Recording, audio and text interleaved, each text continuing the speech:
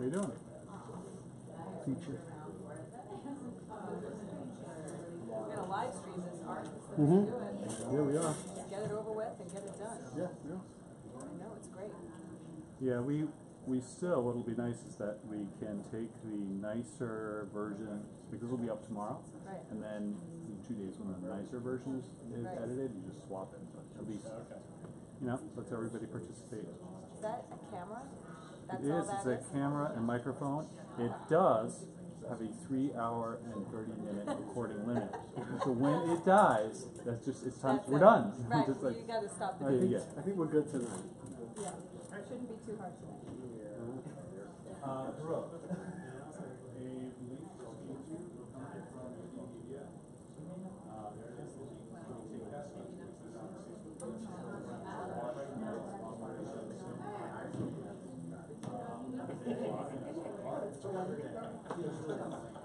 So this is going on the Upper Dublin School District. Like if I want to tell people how to find it, Go to the district's Facebook page. district, and you'll see it Go on the there. website, just click on Facebook, just go right there. Links right there. Sorry, we're gonna touch on it.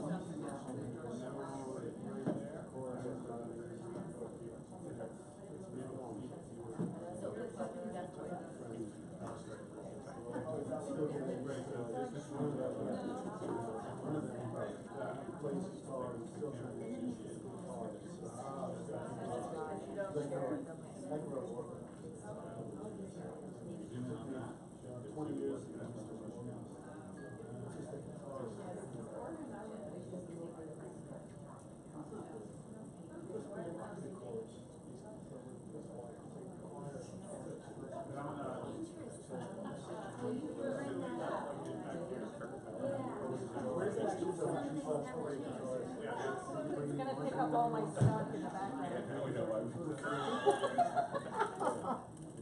How are you, Mrs. Bristol? Good, thank you. Isn't that cool? Yeah. I'm just kidding. I like this solution much better than what we've been doing. Because now we have true redundancy. Well, right, and that's not the first time. Right. Right. Yeah, So now, yeah, I like that. They're live streaming right to their Facebook district page. Yeah, and then can I share that? Like, can that, from the Upper Dublin School District page, so there's a way to copy it and share it, So if right? you were, like, say you go to the Facebook page, Right.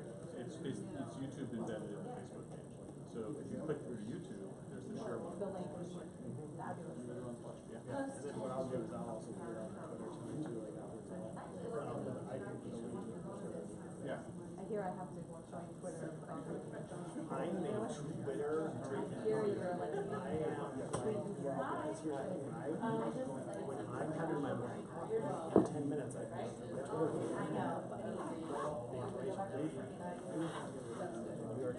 and then there's a bunch of education stuff that I can. No, not the Kardashians. Not the Kardashians. please, thank you. You'll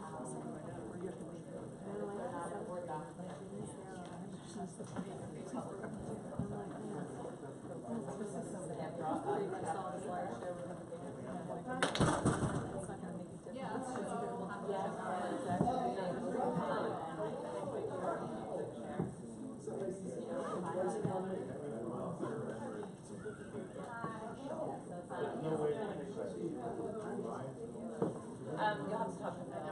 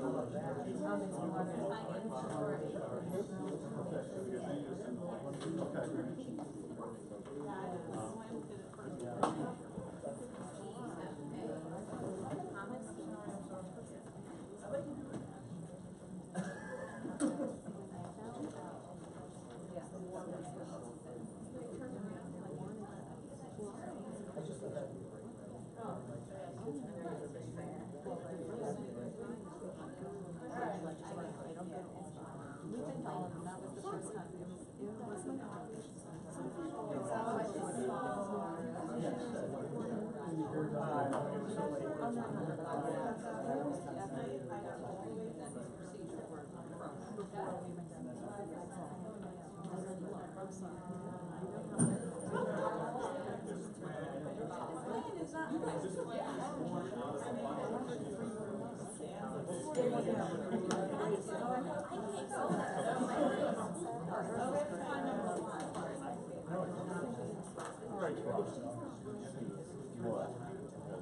I think it might be.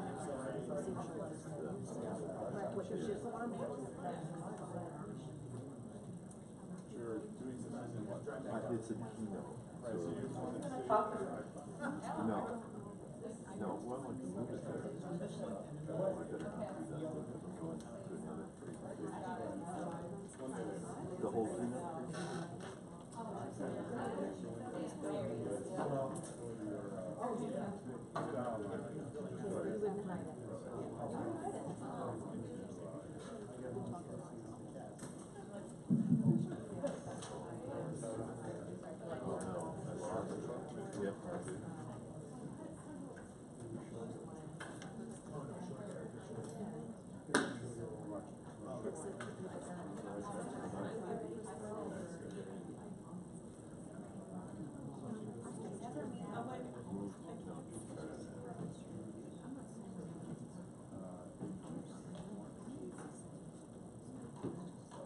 It's actually this one, it's lower.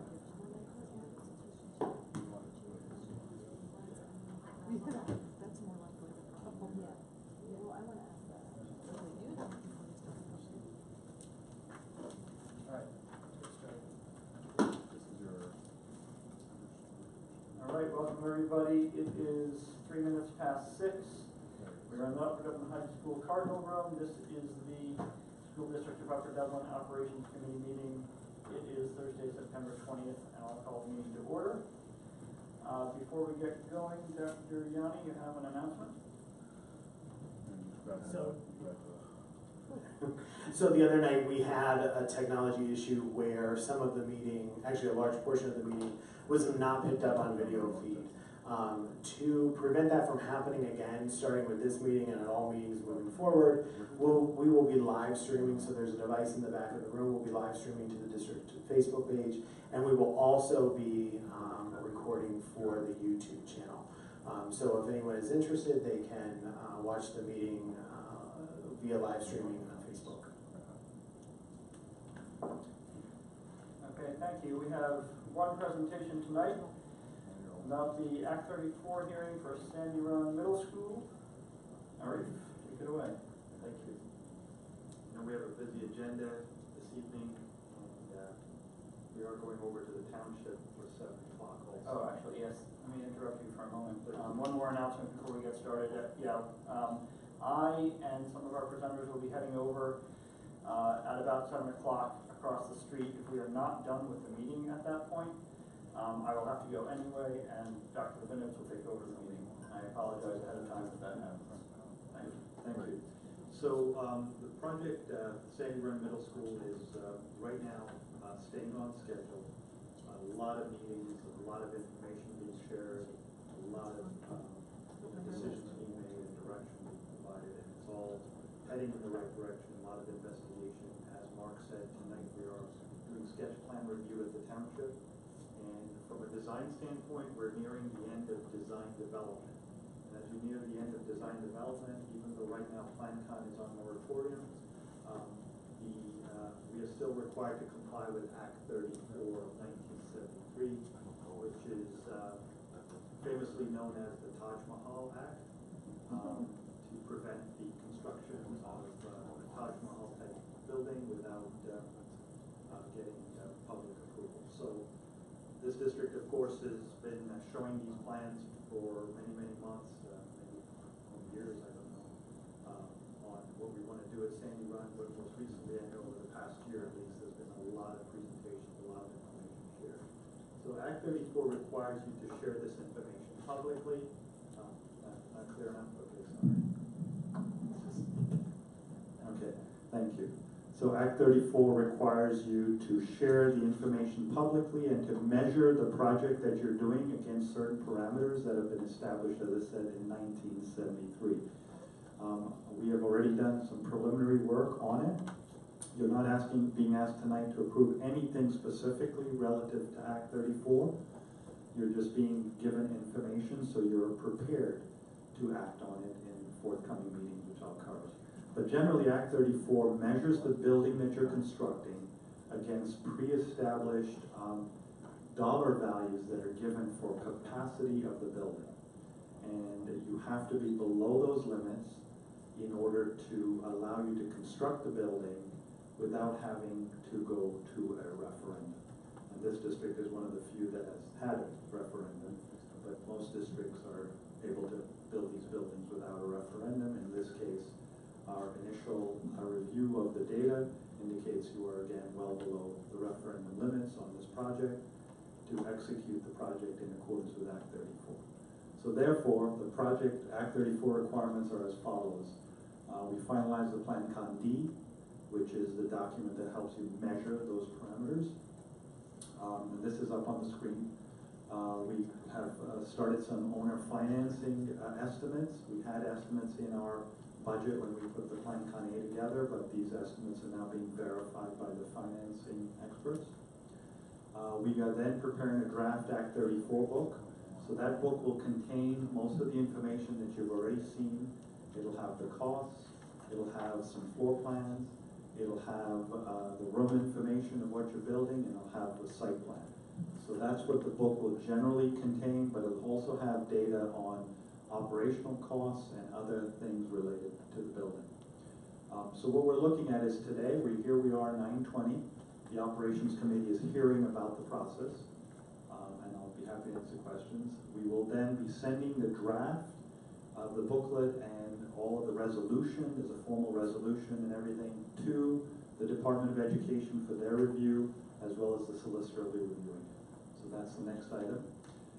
At the Education Committee on October 1st, we can be back here to share with you the draft of the resolution, and you can see that, and maybe the advertisement, and if you want to see the whole book, I guess, in the draft format, we can also give you that. But it's just, like I said, most of the information you've seen already, but we're happy to share whatever you'd like there. And then the legislative meeting on the 8th, you will approve the resolution to implement the Act 34 process. And that resolution will basically say we can then advertise the project. You have to advertise 21 days in advance of the hearing. And therefore the hearing is then scheduled for November 12th, which is, I think, prior to Dr. Young's one of your meetings, right? And so that'll be accordingly advertised. And then we'll have the hearing on that day. And then we basically have a 30-day, at the hearing there'll be comments by the public are permitted, and you don't have to necessarily engage in discussion, but you're obligated to listen to the public comments relative to the information on the project. And then you have a 30-day waiting period before you can approve Plan Con D and E under the old Plan Con format, which we are still following. So we're still doing that with the hopes that the Plan Con will open up and we'll be in line for that. So that's the Act 34 process. If there are no questions on that from the board, should I just complete the rest of my update? Let's just check. Are there any questions from the committee or the rest of the board regarding the schedule for Act 34? All right. Okay, and then actually three other pieces of information we want to give you relative to the project. One is the modular scope of work is on target. We are planning to issue RFPs about mid-October. For that, we are going to engage as many companies as we can to get pricing for that. One of their requests today at the township is a land development waiver, and we'll be submitting for building permits and everything related to the modular. So that is on track. One of the requirements of the modulars is electric service. We've been working with PECO, and as you're aware, the first phase requires a demolition of the annex building. The annex building actually houses the electric service. PECO's current requirements mandate that we put in a new service to temporarily serve the modulars as well as the main building. But what we've been able to do to capitalize on that as an advantage is that new service will then be used in the permanent situation for the new middle school. So we're going to be forwarding some electrical work up front in addition to the modular work, and that'll also be bid under approximately the same timelines. And we'll be bringing those to you for consideration. Right now, I think we're targeting a meeting towards the end of November for an operations meeting to bring you both of those prices for the electrical as well as the modulars, with then a subsequent award in your December legislative meeting. So that's the timeline for those two components of the overall project. The last thing, if Robin is ready, is just to show you a short glimpse. And the reason we're showing you this is because one of the requirements of the Planning Commission, yeah, please go, keep going here. One of the requirements of the Planning Commission is that we show them a massing of the building. And so in order to prepare for that, we've reviewed this just initially today with the design team, but to make sure that the board saw it prior to the township seeing it, we're at least showing you that. The team that meets regularly to review this is fairly comfortable with the massing we're showing here, and recommending we proceed forward with that for further development and certainly further review by the board at subsequent meetings. But we wanted you to at least see it before we show it across the street and to the public that might also be there, okay? So with that, if it comes up here in a minute. Any comments or questions from the board about the electrical service change? Stan? Yeah, excuse me, is the water service, that's temporary, right? The water service into the modulars? Okay, so. Sorry. So the water service and the sewer service, we were actually out there today with cameras investigating the sewer and the water. Those are going to just be extended from what's there currently. So we're very fortunate the way we position the modulars and the bathrooms, very close to the existing building, if you recall. Those are just going to be connections from the existing. They'll be tapping right into the existing What's there underground? now? Yes, underground, we're going to be running it right into the connection point into the new toilets that we're putting in.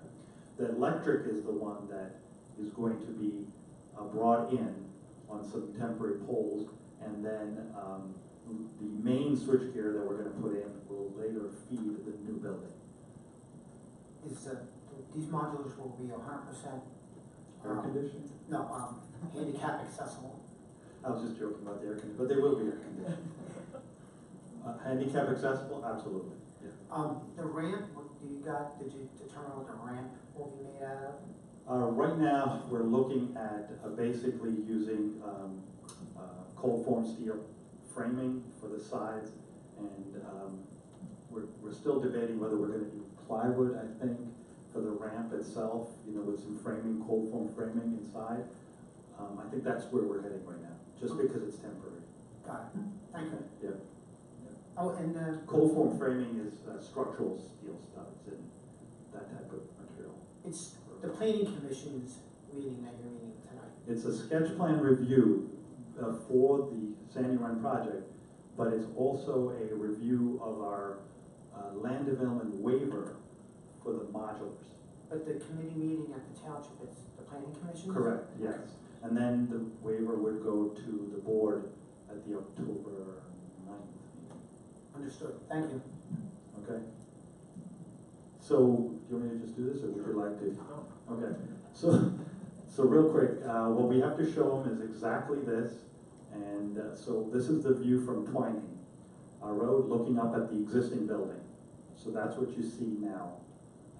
Okay? Everybody's seen that view from some direction. The planning commission specifically asked for this View. This view. Yeah. So, and then when the new building is constructed, the next view will show you what happens there. You might not realize. Okay. So that's how quickly we're going to build it. Time-lapse camera we'll have or something like that. But so that's the view that you'll see. Now, the colors here are not quite coming right, because even when we see it on the computer, the windows are not necessarily blue or something. It's just looking kind of a little bit off the colors. So again, it's not to get caught up in the colors. They'll come to you with the brick colors, but the massing of the building, that is the view that you see for the classroom wing. from 20, okay? And that's what we're gonna show them. So we're not looking for comments on that today, we're just telling you that this is where we're at right now. I mean, you're welcome to say whatever you want, but that's not what we're looking for, you have a busy agenda. The next view is just what it would look like as you came up the bus drive. Again, you're coming up the parent drop-off, and the main entrance is, as you can see, straight ahead, the classroom wing and then the main entrance. So again, it's just showing you the massing, the general feel for the building. Okay? That's all we had for Sandy Run for today, Mark, unless there's anything else. Thank you. Did I miss Any other anything? comments or questions Brenda, Val, we're good? regarding that Thank you. presentation for the planning commission? No? Okay, great. Plug? Okay. All right, thank you, Ralph and Marie.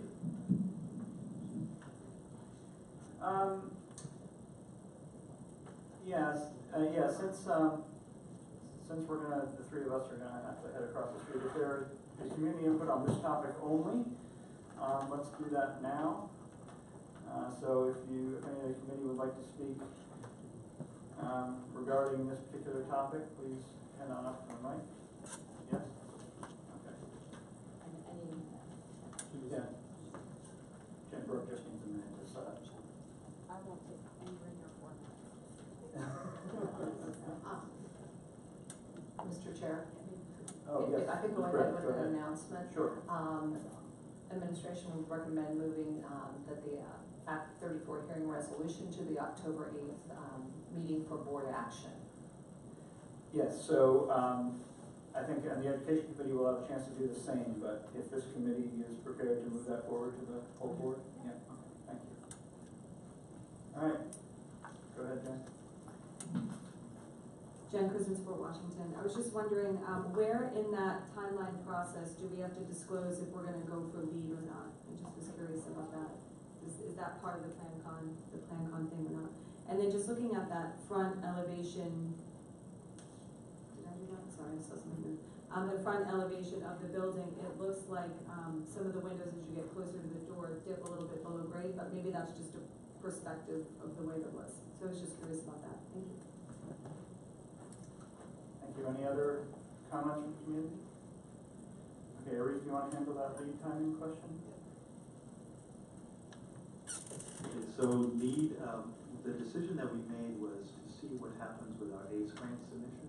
Specifically, we did make a submission for the ACE grant, Alternative Clean Energy Grant, for $2 million. If that comes through, we are obligated then to pursue lead goal.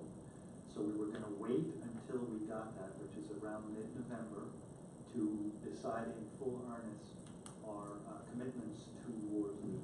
Right now, we've positioned the building to certainly comply. We're designing a lot of the sustainable energy efficiency, all the basic things that you would do for a good 21st century building to make it energy efficient. The siting, we've been through all of that, the organization of the building, the lighting, all of that. But to actually pursue lead, there are some specific costs that we may not want to incur, and so we'll decide that based on the grant. So we won't need to make that decision to November. It has nothing to do with PlanCon, because we're not in PlanCon right now, unfortunately. We're doing all the PlanCon paperwork, but we're really not in it. Okay? Right, and that specifically is lead goal. We would have to, if we got the grant, we would have to declare intention to go for lead goal. We have to go for lead goal, yes. So, and that's the, you got that? Or Yeah, not? Robin, do you want to answer that regarding the first floor windows near the library? Like near the Yes, main. they're- On the entrance They're there? full-size windows, it's just it's the angle that we took that view from obscures them, but the full-size windows are there. Any other comments or questions regarding any of the Sandy Run stuff? No? Okay, thank you. All right, we will move on to the regular meeting. So first, any other announcements, Ms. Gray? No, not at this time. All right, thank you. And we have minutes from August 23rd to approve. If anyone has comments or corrections, please get them to Brooke, and we'll approve those at the next legislative. Moving on to facilities, reports and recommendations. First up, HVAC feasibility studies, Mr. Lester. Yes, several months ago, we contractor DJ Vervarelli Engineering to take a look at the 3 other elementary schools that don't have air conditioning, come up with feasibility as part of our planning process for capital.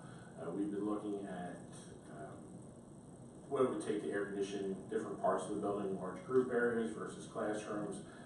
Is this feasible to do? So tonight, John Vervarelli is with us. He can give us an overview of their findings.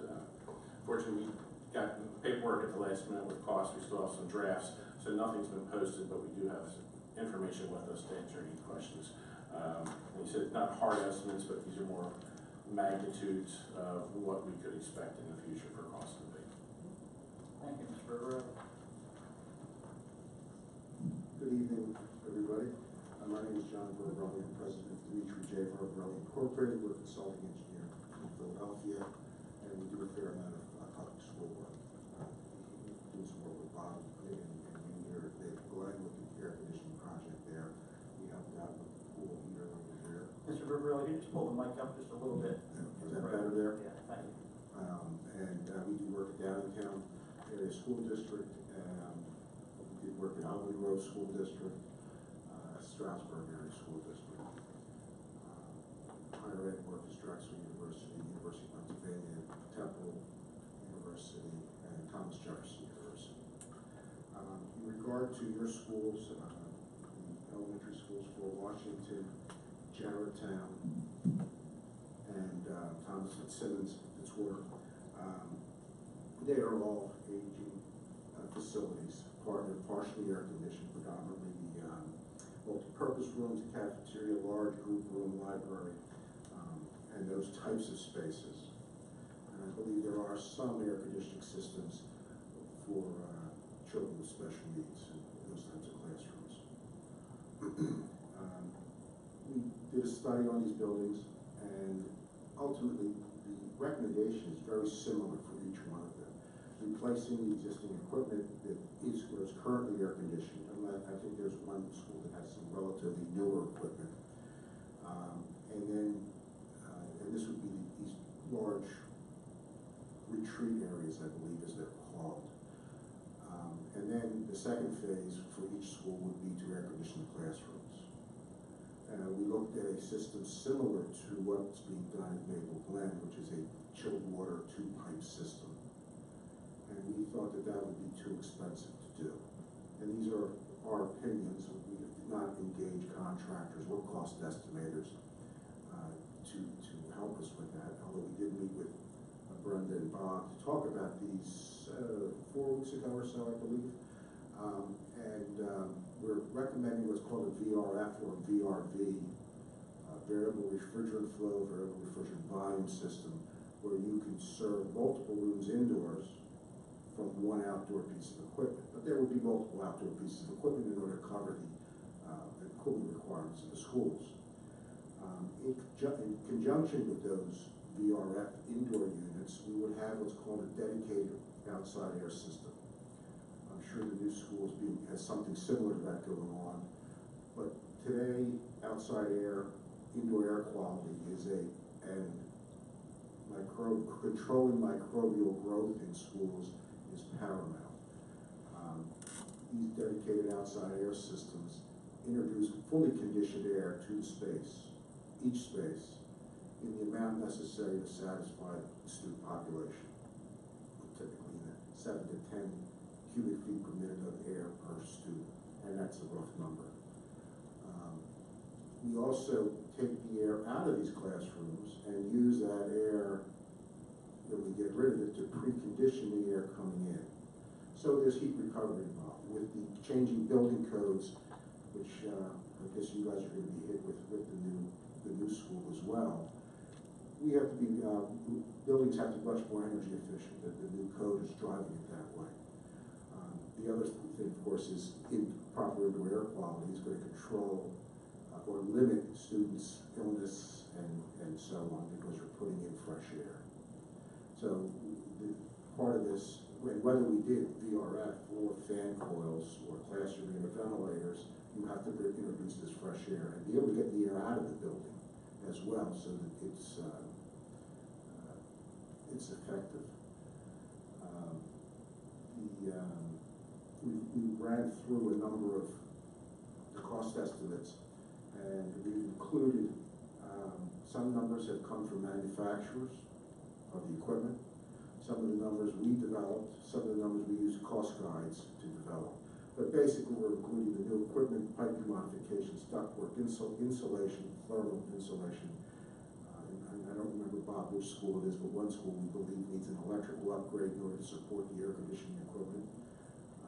I think the other two schools have adequate electrical power currently. And I think it was Jarretttown Elementary. That needs to be investigated further. We don't know if this is, if the existing transformer outside from Pico would need to be upgraded, or if it's just a switch panel upgrade inside the building. We just haven't looked at any of that yet. And I believe the Thomas Fitzwater School roof is suspect, but we. Yeah, it was Jarretttown. Oh, that was Jarretttown, okay. That was the last one that came over yesterday. That roof is suspect, and we chose not to put a cost estimate for that roof into this estimate because it needs further evaluation before we can make a determination how much roof is. We think some of the roof is in good shape, but the estimates we got was for a total tear off and replacement. We thought it was much too expensive to present at this time until there was further evaluation made. Our cost estimates include the construction work. We've included general conditions, overhead profit, contingency, and an estimate for design fees. We've also included the previous cost estimates that were done for these schools. Ours did come in higher. I would rather look like a hero and come in lower if the job happens. I'm open to questions. Yes, and some of the numbers, this was just not air conditioning. They looked at this would also redo heating systems. It would be complete removal of the unit ventilators in the classrooms. Now that we would have a unit that brings in outdoor air, we could do away with the unit ventilators, replace that with just radiant heat rooms. So this is just not air conditioning. This is heating as well. John mentioned it, the design fees, overhead profits. You know, this is not a big job. This is just, you know, things that we can put order of magnitude to talk about for the future. You know, rough numbers, roughly $5 million per school to do everything, but it's also broken out in phases. So if we decided just to do classrooms at one time, we have numbers for that. If we decide to do large group areas, we have numbers for that as well. With the first phase, which is the large rooms, are falling in the $500,000 to $600,000 range, to which you got approximately 35%, which would cover the general conditions, overhead, profit, contingency, and design fees. To do the phase one, which is the larger, the retreat areas, it's in between $500,000 to $600,000 per school. To which you have retreat areas, cafeteria and gym. We talked cafeteria, gym, large rooms, and it was actually replacing some of the existing rooms that are air conditioned now. Libraries. Yes, that would, our libraries are air conditioned. It would put all, these numbers include putting all new in. Star Lab, redo Star Lab, currently the office area, nurses area. So that's where retreat. Washington's air conditioned. This, yes, takes into account all those spaces as well. So this is all inclusive of everything. We'll modify this to separate that out. But I think, so basically about $1 million, $1.2 million for that phase one work. And then the balance would be for the Duke classrooms and the remainder of the school. So if I can make, do you mind if I make a comment? So when we talk about the large group areas in our schools, gymnasium, cafeteria. So if we look at a typical elementary schedule, we have kids in the gymnasium once a week for 45 minutes. Cafeterias, we have kids in there for about 20 to 25 minutes a day. So is there a way, I mean, would we have to do those large group areas first, or could we flip it and look at cooling classrooms where kids spend the majority of their days? Because if we're going to split hairs and we're going to look at where we're going to make the most impact, I would rather see classrooms that are better controlled than these large group areas. I'm not saying these large group areas don't need it, but we need to have classrooms that are conducive to learning. Understood.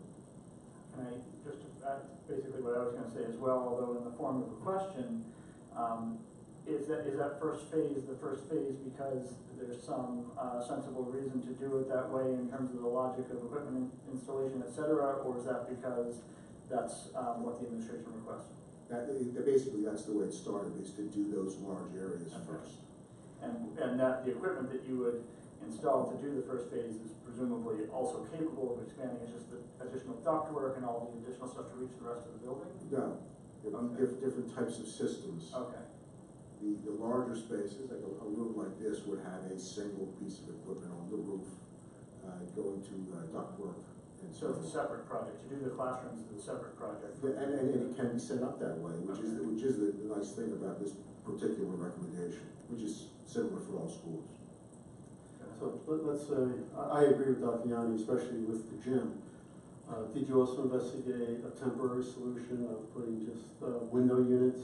We did not. However, I'm not a fan of window units. Typically, their lifespan is 3 to 7 to 10 years. They're not capable, to the best of my knowledge, of introducing the outside air that is necessary to meet indoor air quality. And that's one of the biggest strikes against it in the school environment. Right, but it really would depend on our timelines in terms of when we're going to put in air conditioning in all the classrooms. If we're looking at a 5 or 10 year period before we put in the full air conditioning, is there a benefit of putting in the window units? Well, the interesting part of the building code is they allow, if the windows are operable, you could use that as a way around the indoor air quality issue. But then you have to make sure the windows are closed every evening. So that, yes, to answer your question, that would be a short-term solution. And you did not estimate the costs for window? We did not. That would be relatively easy to do. However, you probably need to run a receptacle to every 230. Right. Yes, this is something we have been looking into, just come up with a number internally. We did a survey first of the rooms that currently have window air conditioners because of either IEPs, 504s, or an ADA because of the teacher. Over the 3 schools, the 3 elementary schools, we would need approximately 77 air conditioners to be installed in those rooms. And that's also replacing rooms that have portable units, putting in a window air conditioner. Several things went into that. First is the electric. Yes, we do need to run a 230 volt, 30 amp line. Working with John's crew, we determined that what we have been putting in, we've been sizing around anywhere between 28,000 BTU to 36,000 BTU, depending on the room.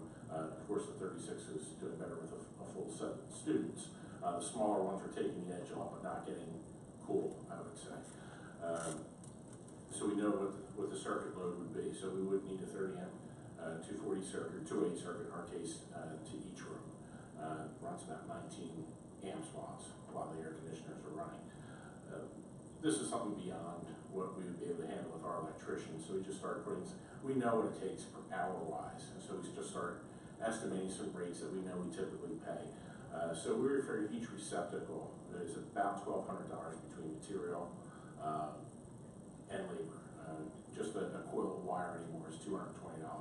We know we're roughly a coil wire per room. We know it's roughly a day labor between just gathering material, setting up, pulling the wires, making connections, and we're averaging a day per room. So we're pretty comfortable with that $1,200 per room per receptacle. But then we also have to look at removing window panels. Currently, we have our glass company out. They actually remove a window. They place in an aluminum panel that we're able to cut and mount the air conditioner into that. Taking all that into account per window, it's roughly the larger windows at Fort Washington are around $700–800 per window. The other schools around $500 per window. So we're in the ballpark of $2,000 per window just to install the air conditioner and have the electric. The issue we run into is Thomas Fitzwater We did the electrical upgrades, they just didn't have any electric panels, so there are 2 panels available we feel that we can use to connect to without any problems. Fort Washington and Jarretttown do not have the panel space, so we would have to add the panels. Yes, we did just upgrade the electric service at Fort Washington, but we didn't want to waste money on installing any panels because we didn't know what our solutions were going to be, where the electric was going to be needed. Were we doing, at that time, we really weren't looking at window units, we were looking at doing full air conditioner upgrades. So we would have to do those panels, put electric panels in well, and that could be in the $75,000 to $100,000 range. When you talk about the size of the feeders that need to be run and the distances that need to be run, it would be quite the project to put those panels in. And we know the cost difference between the electric service at Fort Washington and Thomas Fitzwater was the difference in electric panels, and so we're pretty comfortable with that $100,000, $75,000 to $100,000 range to have panels. And then you have to have the price of the air conditioning. And the price of the air conditioners, yes, we did base this on prevailing wage because this would be a bid. Air conditioners, the ones that Thomas Fitzwater PTO was donating, they were quoting $600. We haven't been able to find that. And only 2 air conditioners showed up. Their supplier wasn't able to meet demand with the other air conditioners that they were going to supply. So if you look at list price, it's $2,000 for a 36,000 BTU window air conditioner. 1,800. 1,800. I know in bulk, buying a truckload, you could do much better than that. You know, you could do 30% better, possibly. So if you add the air conditioner per room cost of what we're thinking air conditioner is, plus installation, you're in the $3,500 to $4,000 range. Times 70. So still under $500,000. Then you add the electric panels in your private. So you're about $500,000. Yeah, about $500,000, $600,000. If we were to go that, I have a couple of questions, but if we were to go that route, pulling circuits, modifying windows, etc., is that doable by the spring? No. That would be summer work. Okay. There would be a significant process, and this would be something that we'd have to hire somebody to put the bid specifications together. This wouldn't be us just calling contractors to get prices. This would be to bring somebody in, putting a package together, and bidding the package again, which will be a prevailing wage, and that's what we did base our numbers on. Before I ask my next question, Stan or Sarah, do you have? Go ahead, Stan. Gentlemen, is there window air conditioners that do have the air intake to mix in with the cool air, so that we would qualify for that? Off the top of my head, I don't know. It would not surprise me if larger units have that capability, but I'd give you a couple phone calls, we'll Google it, you can probably find what's available. So I knew you wouldn't know that. I believe one of the options we discussed, and it didn't make sense, was actually replacing unit ventilators with one that has an air conditioning model. But again, you're running very inefficient old technology, and it required a lot of modifications. I had those at my last school district, and the ones that they just popped in, we ended up having to chip the outside wall because we couldn't get enough air to keep the machine cool, and they're tripping halfway through the day. And then if we did do the school-wide HVAC, you're saying that the cold air would be air, and then heat would be radiant, which is what? Hot water? The VRF system that we were recommending would be what's called the heat pump system. So you would, if you had a sudden change in temperature, you wouldn't have to bring the boilers on. You could get heat out of these units. That also gives you the best to give you simultaneous heating and cooling. So if you had one outdoor unit that serves the north and the south side of the school, the north side might be in heating in the morning while the south side is in cooling. So you could do simultaneous heating and cooling, which is going towards a 4-pipe system. If you're familiar with chilled water and hot water and having 4 pipes as opposed to 2-pipe, you either get cooling or you get heating. which is Maple Glen. Okay, and so you're saying the systems would be heat pump type? Yes, it actually adds, it costs a little bit more, because it adds a third pipe between the head end of the outdoor unit and the manifold that feeds the indoor units. But it's also more economical. Yes, and should you have a problem with the heating system, the boilers, you've got a backup. As long as it's above 32? You could, it depends how you design it, to pick the equipment, but yes, heat pumps typically today 32 and above. Okay, and then if, just say, it's 20 degrees out, the heat pumps would kick on and would be the backup heating system. Yes, you could lock out the heat pump and then you go to the hot water system. Thank you. So given the longevity that you suggested for window type units compared to a whole building system or multiple large systems to cover the whole building, and given what we know about the condition of the building, this is probably a question for Bob or maybe even for Reeve. Is the only right way to install those whole building systems in conjunction with doing a huge project in the rest of the building? Is this something we would do in the buildings in their current condition? Which building has the curtain wall system that feeds? Fort Washington has the building, the curtain, which we're going to discuss tonight, because that is another issue. If we are looking at putting window air conditionings in, which do we do first, the windows or the air conditioning? Right, I guess that's really what I'm asking, isn't it? Yeah. And then the other issues is window air conditioning units. Are you going to instruct the teachers to turn them off every night, or are they going to stay on? The additional operating expense to air conditioning schools, it's not going to come free. Air conditioning does cost more than when you start doing the heating and the cooling together. So and window units are probably the least efficient of the systems out there. If we were to do these systems and then later want to renovate these buildings, are we throwing it out? No. That was one of the criteria how this project started. If we were looking at doing the large group areas first, would we have to throw those away if we did renovations? And the same with, really morphed into what John's referring to phase 2 with the rooms. And that was one of my questions. Is this the system that you would install if we were doing renovations as well? And yes, this can still stay. We can still do renovations around this. And because we don't have the piping, a 4-pipe system for the school, this is probably something we would look at even if we were doing a full renovation of the building. And in fact, this was one of the options for Sandy Run. We had a list of options from Consolidated Engineering of which system to go with, and this was a system that was under consideration.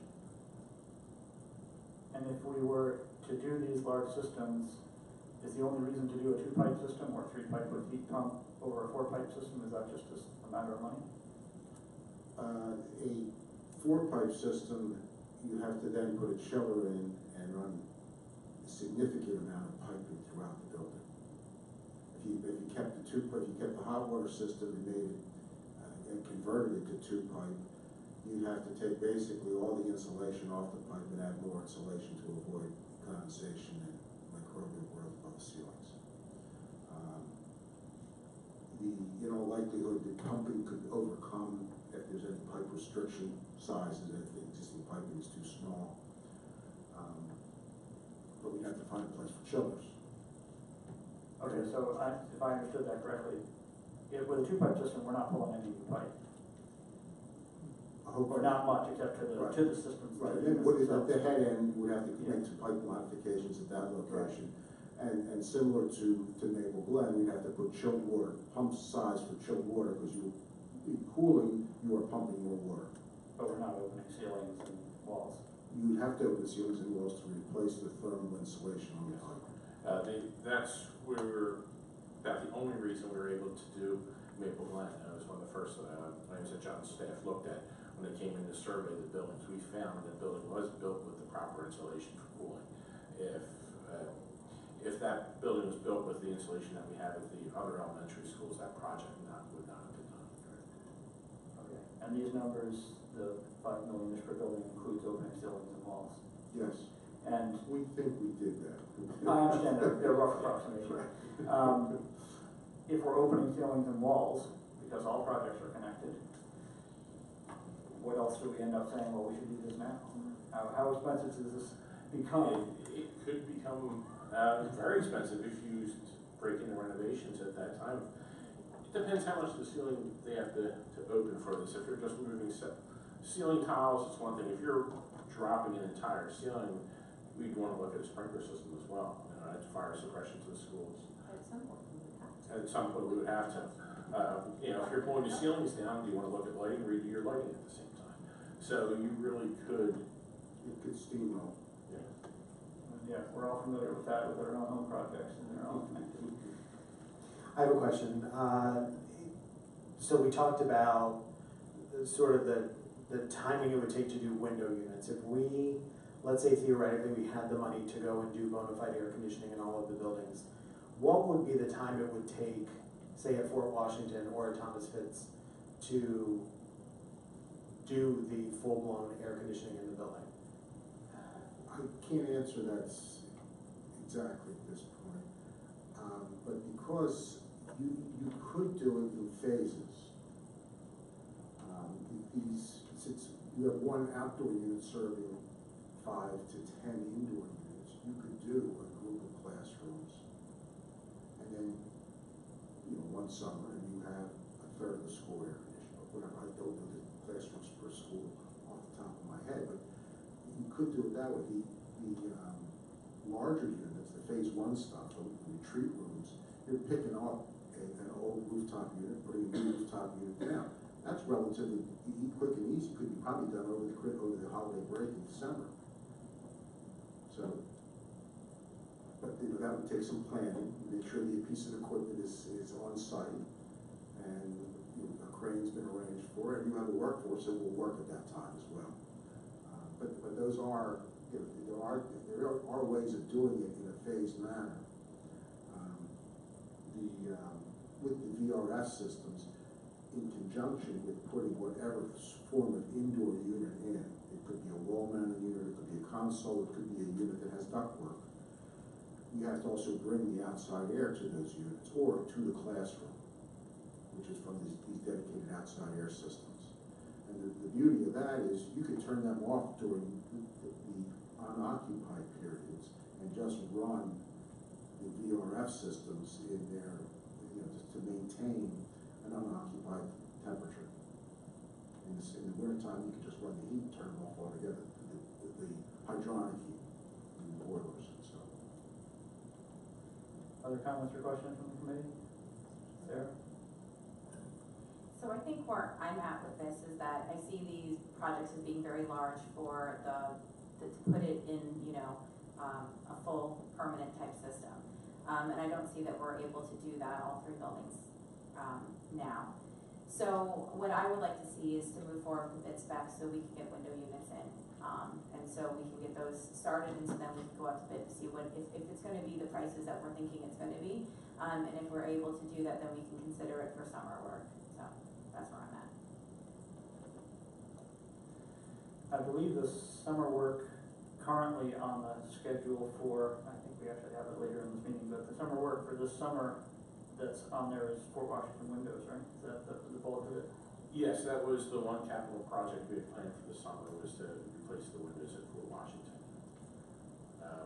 Again, if you're replacing the windows, you can have one panel of the window designed for the air conditioner, so that would help. Electrical installation can happen at the same time as well.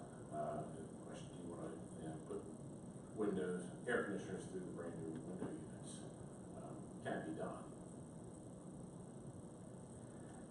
Stan, do you have an opinion? Do you agree with that and want to recommend that the administration? All right, thank you, John, for your presentation. Thank you. Thank you. Go ahead. I know, Amy? John, I'm sorry, John, I have another question for you. Don't get comfortable. you gave us the Google Challenge, so I did take a peek. There are some 36,000 BTU units that are slightly different configuration than what we were talking about as window units. They're these floating air units. Can you speak to these interior wall-mounted floating air type of air conditioners? And if not, is that something that we can investigate, given the concerns if we replace windows, we don't want to put holes in them and so forth? I'm not familiar with them off the top of my head. I'd have to take a look at it and see what the implications are. But we can certainly do that in this. So these, I'm not sure what you were looking at, but are these similar to the mini split systems? I think the office at Fort Washington has one. The office at Jarretttown, actually all the offices of all the elementaries have it, where there's a cassette that hangs on the wall or mounted in the ceiling grid, and the compressor sits outside separately. It could be. I Okay. am not an HVAC expert. I'm just asking for more information about what I found on Google. Well, the VRF system that we talked about essentially is a cassette that can hang on the wall. You could bring the outside air to it, and it then distributes the air into the space, or it could be the outside air could be its own air terminal device in a classroom.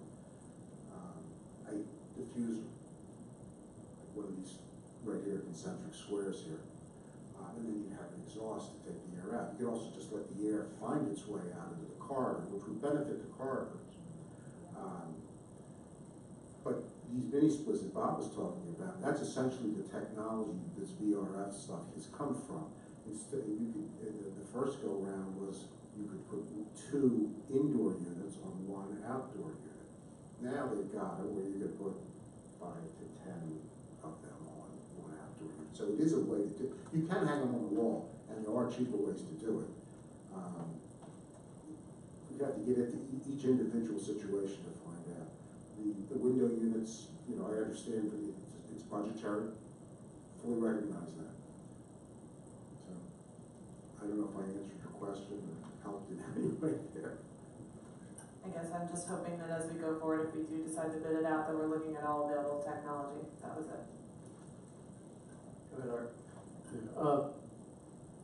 Bob, we do have a long-range plan, 10-year long-range plan, where we do look at air conditioning within those 10 years. And correct me if I'm wrong, it looked like the numbers were similar in terms of what we were, I believe it was what Dewey Engineering came up with back in 2014.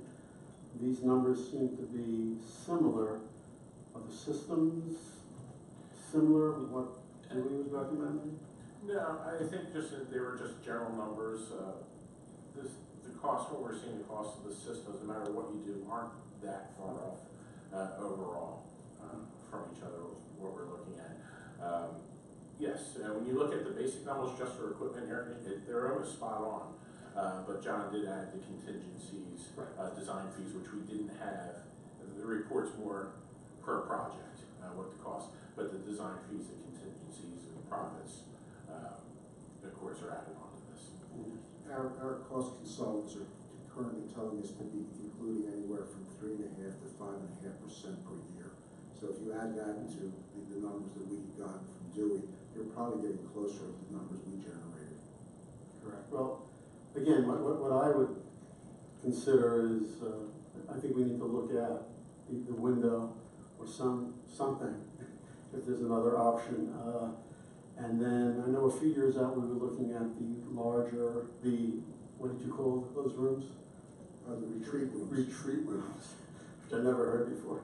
Look at the retreat rooms and maybe, you know, we don't do both. I mean, let's investigate, do we need to do the gym and the cafeteria? There would be some savings if we only did the cafeteria at that time, and then maybe look to incorporate the gym when we do the remainder of the building. But I think it would make sense that if we do go forward with the air conditioning window units, that we do it at the same time that we do the Fort Washington windows. They can perhaps give us the extra panel and not put in one of the window panels, and then we can hold on to it, and then in 5, 8, whenever we do the full air conditioning, maybe it would work, but just put that window in at the time if we knew where it was. Yes, and you mentioned that was one of the things that we talked about, is if we do put windows in, and then my first thought was, what do I do with all the windows? So that will be part of this investigating where we are gonna store everything, so at some point we can reinstall. So if we're gonna make, what would be our timeline? If you need a recommendation from the board to do something, when do we need to move a motion? I would like to have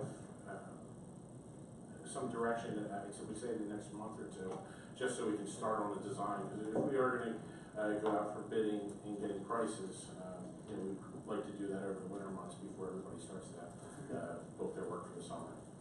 To give you a rough idea, we're doing, submitting proposals now for Downingtown to replace boilers, chillers in 2 middle schools.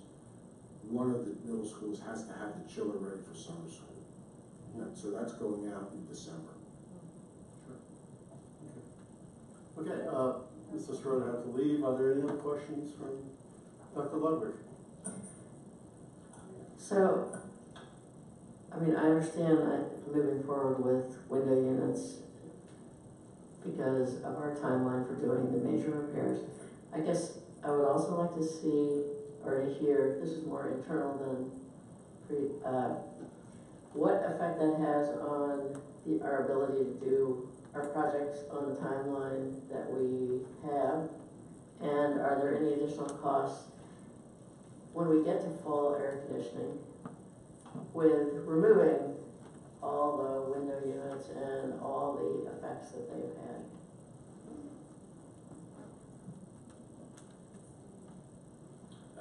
That is something we just need to look into a little bit further.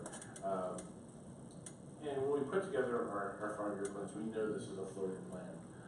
So it is a matter of rearranging. There's some projects still on the books for this year that we could do, really waiting to see what direction. It's, we're looking at replacing some interior doors, hardware. There's no harm putting that off if we need to move this direction. So we understand this is really is a floating document. Based on our needs, we can rearrange the priorities on our plan.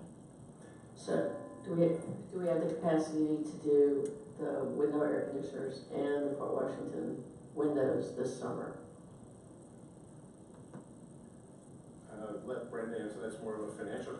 Physically doing the physical work, yes. I don't want to speak to the impact of the flow of the capital funds. I think we would really need to have a better idea about what the cost would be for the air conditioners. Next up are the windows. I believe it's $1.2 million for summer 2019. I'm even concerned about the capacity to do both of the projects combined. Obviously, if we can do it and we can deal with the cost, it may have an impact on the next year.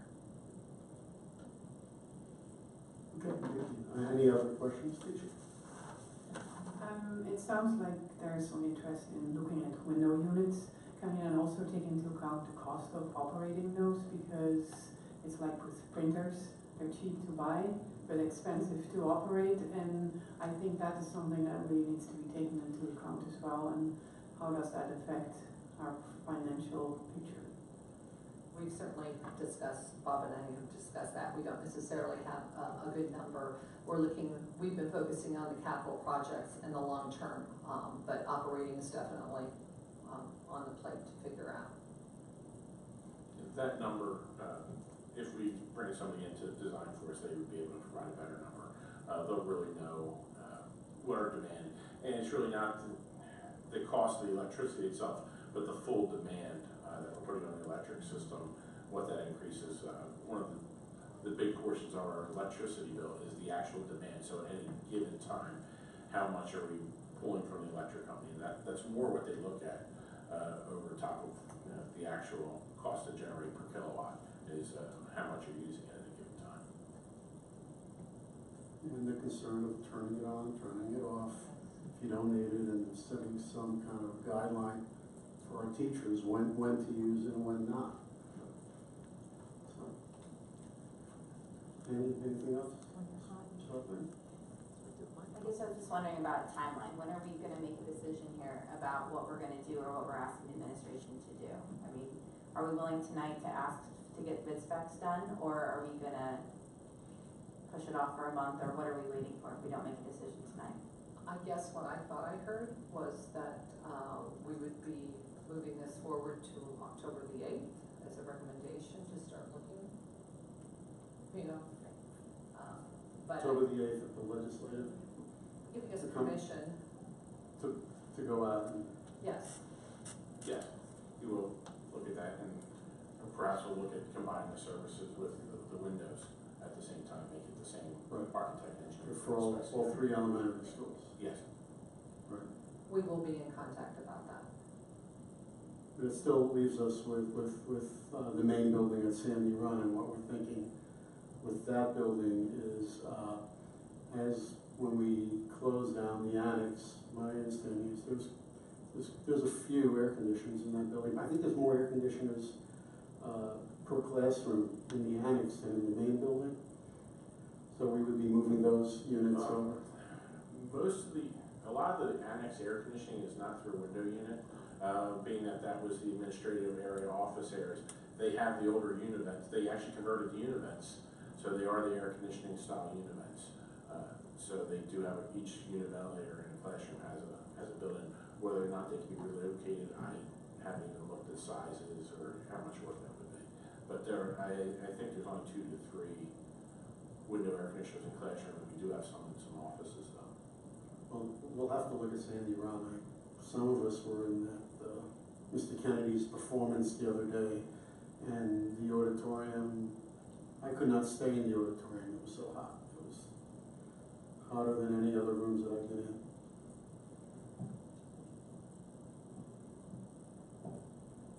So I agree, we have to look at Sandy Run at some level, but I think we have to keep in mind that we are going to have 20 classrooms that are in modulars, that will have air conditioning, and if we can be flexible with space, you know, there are 2 periods a day where the 6th grade teachers won't be teaching, and so that allows teachers to move to those spaces. I know that might not be popular among the teaching staff, but as a former 8th grade English teacher, I could teach English in whatever class I needed to teach in. So I think there are ways that internally we can take care of cooling and making suitable conditions at Sandy Run. Okay, is there anything else from the committee on HVAC feasibility studies? Moving on to water quality results. Bob, you doing that one? The water quality results, yes. So we did have samples sent out from each school to use MJ Ryder. MJ Ryder does our reporting for us. We're mandated for DEP reporting for Washington Elementary and the high school because of our corrosion control. So we went back to MJ Ryder to have these tests pulled for us. I can go over the results for each school. No surprises. Some areas are a little better than we expected to see, and some are a little higher than we expected to see. I could break it down by the water system if you want. When were these tests done? Were they done before or after we did some remediation? These were all done before we installed any filters. Actually, it was going on simultaneously, but we didn't want to take the samples through the filters until we knew what the raw data was coming in. And that's actually something the DEP is asking us to do. They want to see the before numbers, and I'm also going to be taking samples again through some of the filter units because they want, since we're adding these devices to drinking water that serves such a large school population, they want to see that we are having some effect. So I will be taking samples again through our filter devices.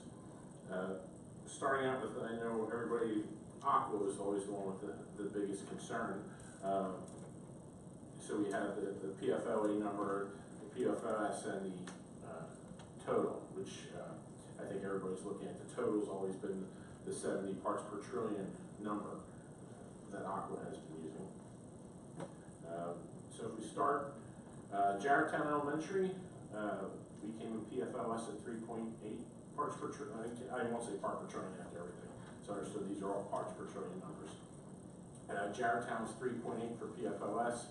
PFOA was 3.4. So their total PFC number for the raw water is 7.2 parts per trillion. Sandy Run Middle School is very similar to Jarretown, they were 4.1 PFOS, 3.8 PFOA, and so the total was 7.9.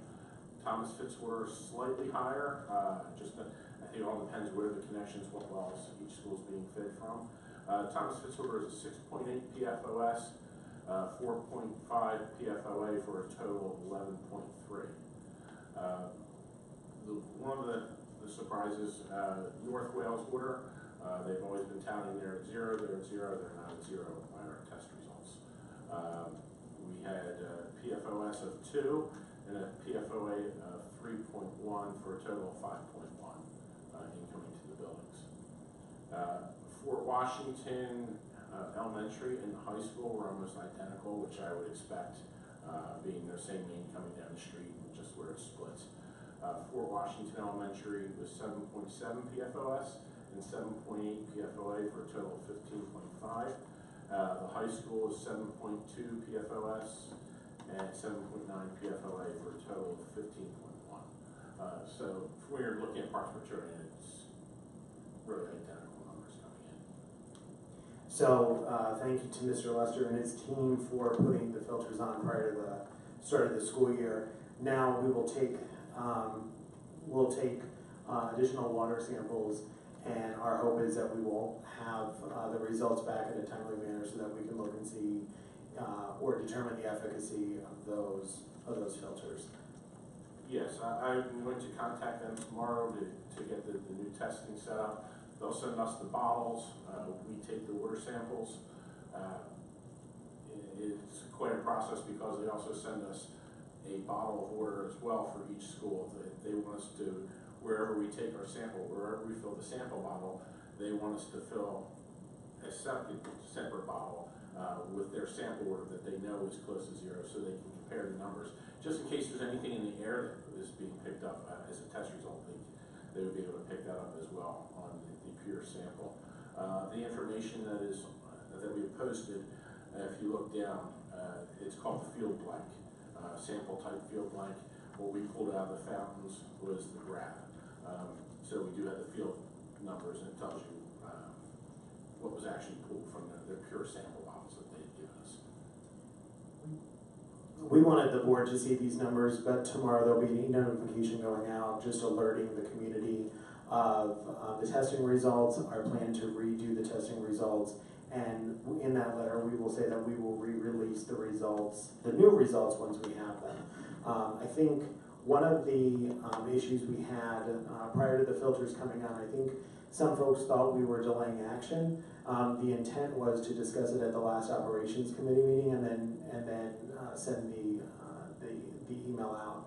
I do want to thank many of the community members have researched this issue far and wide, and they've been in contact with us. So I think it has spurred some really good conversations and collaboration with some of our community members who have a real expertise in this area. And I'll also be sending these numbers. The DEP wants to see every number, every sample that we've pulled out. So these will be shared with the DEP as well tomorrow. I don't want to mention any district names, but do you know if our neighboring districts have been going through the same testing that we have been? No.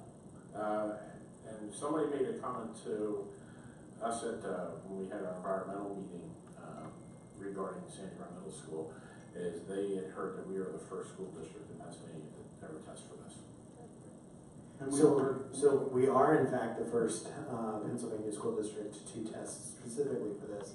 And one of the things I drew a little bit of criticism from a few folks in the Maple Glen community that wondered why we were testing the water there and why we were putting the filters on. And my response at that time was that out of an abundance of caution, we were going to treat all of the buildings equitably. And I'm glad we did, because as you can see from the results that we got, there is PFOS and PFOA in the water. This is just a very minor point. The date you took those tests, was it, I don't know, does anyone know if that was before or after the wells, like the Aidenmiller well, were taken offline? These were all after the wells were taken offline. So these were done after Aqua made their changes with their wells. The receive date was the date we grabbed, we pulled the samples to grab samples. It was August 31st is when we pulled the samples. We want to put them in the hands of the lab as soon as possible because just the handling process and the documentation. What I didn't include is all the handling documentation for the information that's on. There's a lot of chain of custody papers that need to be signed, refrigeration required. So those papers aren't on there, just a lot of gibberish if you're not sure what you're looking at, but the real numbers are what we have attached to the report. Has anyone been in contact with the water companies recently with regard to what they're doing? So I have been in contact with Mark Luca of Aqua America. He keeps pointing me back to, there's a portion of their website that provides updated information. We've also been in touch with Ambler. We've let them know that we're continuing to test. And when we got these results, I also talked to North Wales Water Authority to let them know that we did pull tests. And we have testing results that show these contaminants in the water. And so I will remain in contact with the folks at those three companies on a weekly or bi-weekly basis moving forward. Any committee members? Sam? Yes, what is the acceptable level? I mean, you have this data here and there's no summary. So the acceptable, oh, I'm sorry, am I okay to answer? Well, I've already started, I'm not going to stop. The acceptable level by the EPA is 70 parts per trillion. There's some controversy around that because of a report released, a draft report right now from the CDC. Our communication and collaboration with the EPA and the CDC, there's some infighting between those agencies, and so it's to be determined. I spoke this afternoon with an independent scientist who has been researching this issue since 2000, not only here in Pennsylvania but also Ohio and Minnesota, because they're seeing some of the same issues that we're seeing. I think it's really to be determined what the final acceptable levels are going to be, but if you remember at the August board meeting, the board did approve a resolution supporting a House bill to bring the acceptable levels of PFOS and PFOA down to 5 parts per trillion. Okay, so these are averaging 15 parts per trillion, basically? Yeah, but 15 parts per trillion was the highest. Lowest was 5.2. And the acceptable level now is basically 70 parts per trillion. And Dr. You wanted Bill out there saying you wanted to 5 parts per trillion. Which is part of the reason I had phone calls from the DEP and many conversations with the DEP because their stance is we monitor your water coming in, you meet current standards, why do you want to touch it? So that was a lot of the conversation. It brings up a can of worms. Yeah, but they understood why we were doing it. They've actually been very good to work with on this. They're still going through their review process, how they want to handle this in the future, but they told us we understand what you need to do, go ahead, you need to do it, we will follow up at a later date. So I'm hearing we are the first school district in the state to do this type of testing? That's correct. I know I've spoken to some other districts and they just started installing new water fountains, the same bottle filling stations that we use, but they haven't done any testing to confirm how effective everything is or what their results were beforehand. They were just putting it in. One of the really important points, southeastern Pennsylvania has more information on these contaminants than any other part of the state. So when we talk to superintendents and facility directors and concerned folks in other parts of the state, it's really the concentration of the 4 counties here, Chester, Bucks, Montgomery, and Delaware County, where we have the most information. That said, we've remained in close contact with our neighbors, Cheltenham, Abington, and Hatboro, Horsham, because over the years they've also been affected. So obviously we're the leaders of this southeastern Pennsylvania. Is that correct? Well, we have to be the leader in something. So we are number one in this, so mark it down. And that is gonna be on a Monday morning message video, I have to tell you, in the very near future. Thank you. Right, number one. Okay, committee, any other questions regarding the border quality results?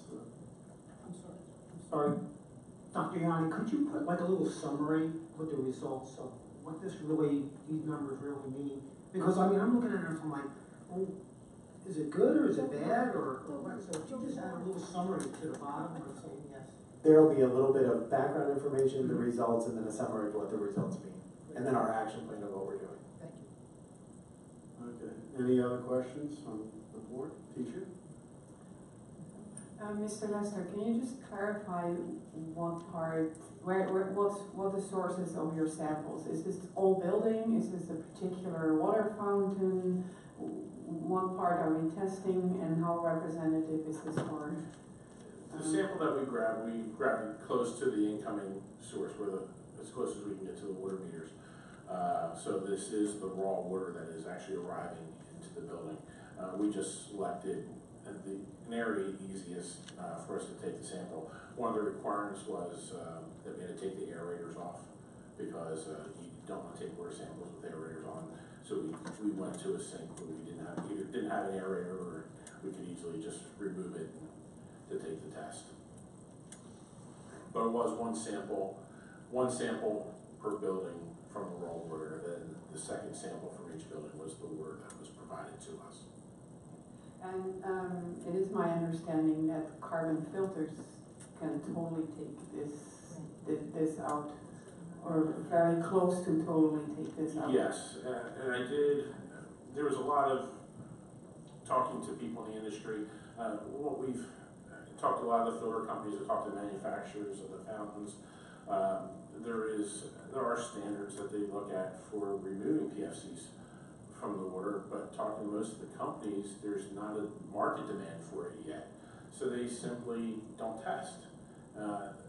Their filters meet the requirements that are needed for filters that do remove this. They just simply haven't tested their filters because there just isn't the market demand for them at this point in time. But I think the chemistry tells us that the carbon filters it. Correct. Yes. And that's unlike some other. Yes, I've been hearing different debates, whether granulated carbon, solid carbon. A lot of people were saying that granulated is best for this, but when I talk to people in the filter industry, they said you can't beat the filtration from solid. You're definitely not pulling water out. But it's also part of this testing required by the DEP at some point to start testing microbial growth, because that is a downside of carbon filters, as you can get microbial growth into the filter housings. So that we will be required to test for that as well.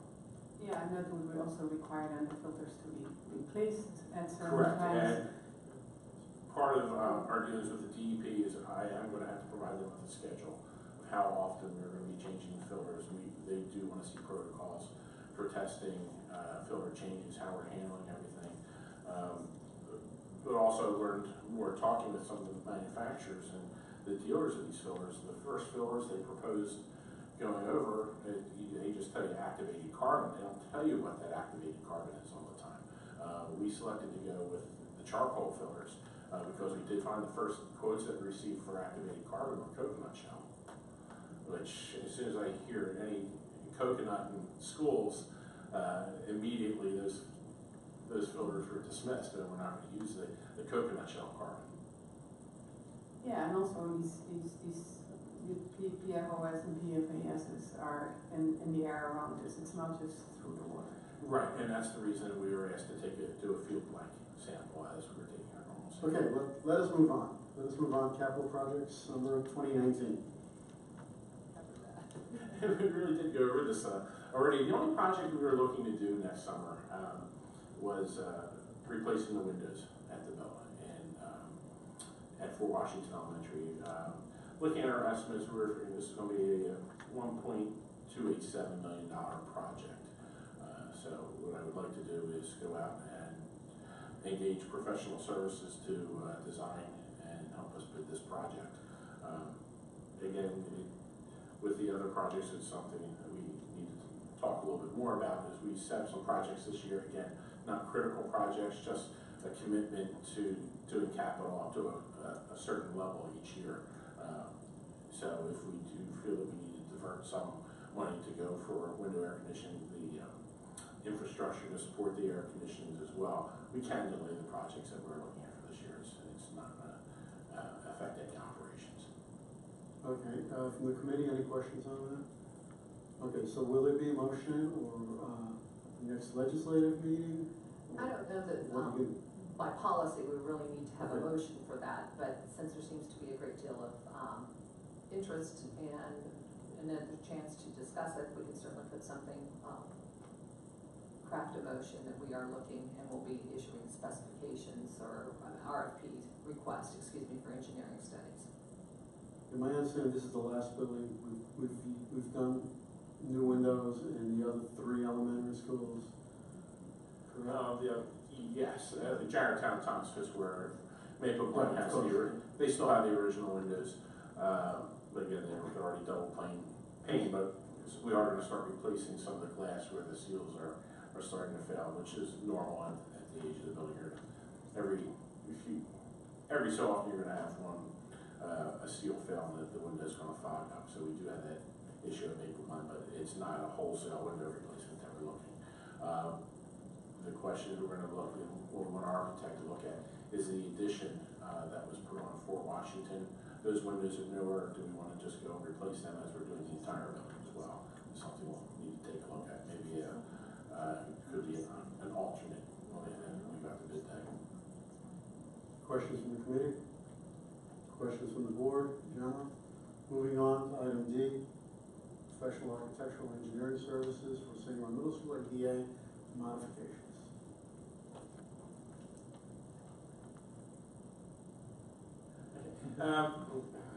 As part of settlements that we have some modifications we need to make at Sandy Run Middle School to make ADA accommodations. Most projects are small, we can handle in-house. Actually, a lot of work, we have CoStar's contracts, the state bidding contracts that we gotta do the work, but there's 3 projects that need to be handled that beyond what we're able to take on at this time, so we're asking for help. We're asking that Dewey be giving us work because they have been working with us at the middle school. They're very familiar.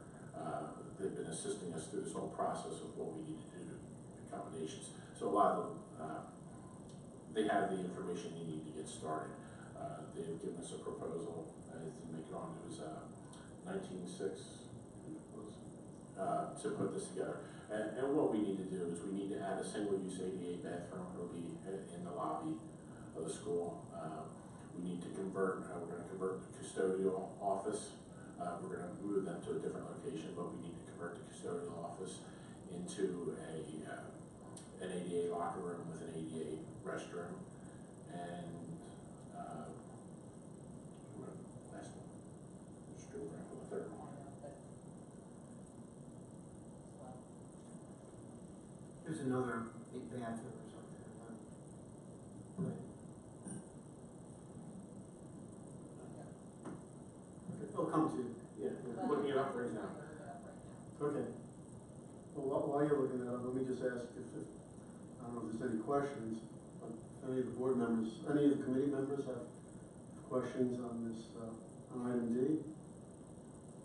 No, seeing none. Board, any questions? Okay,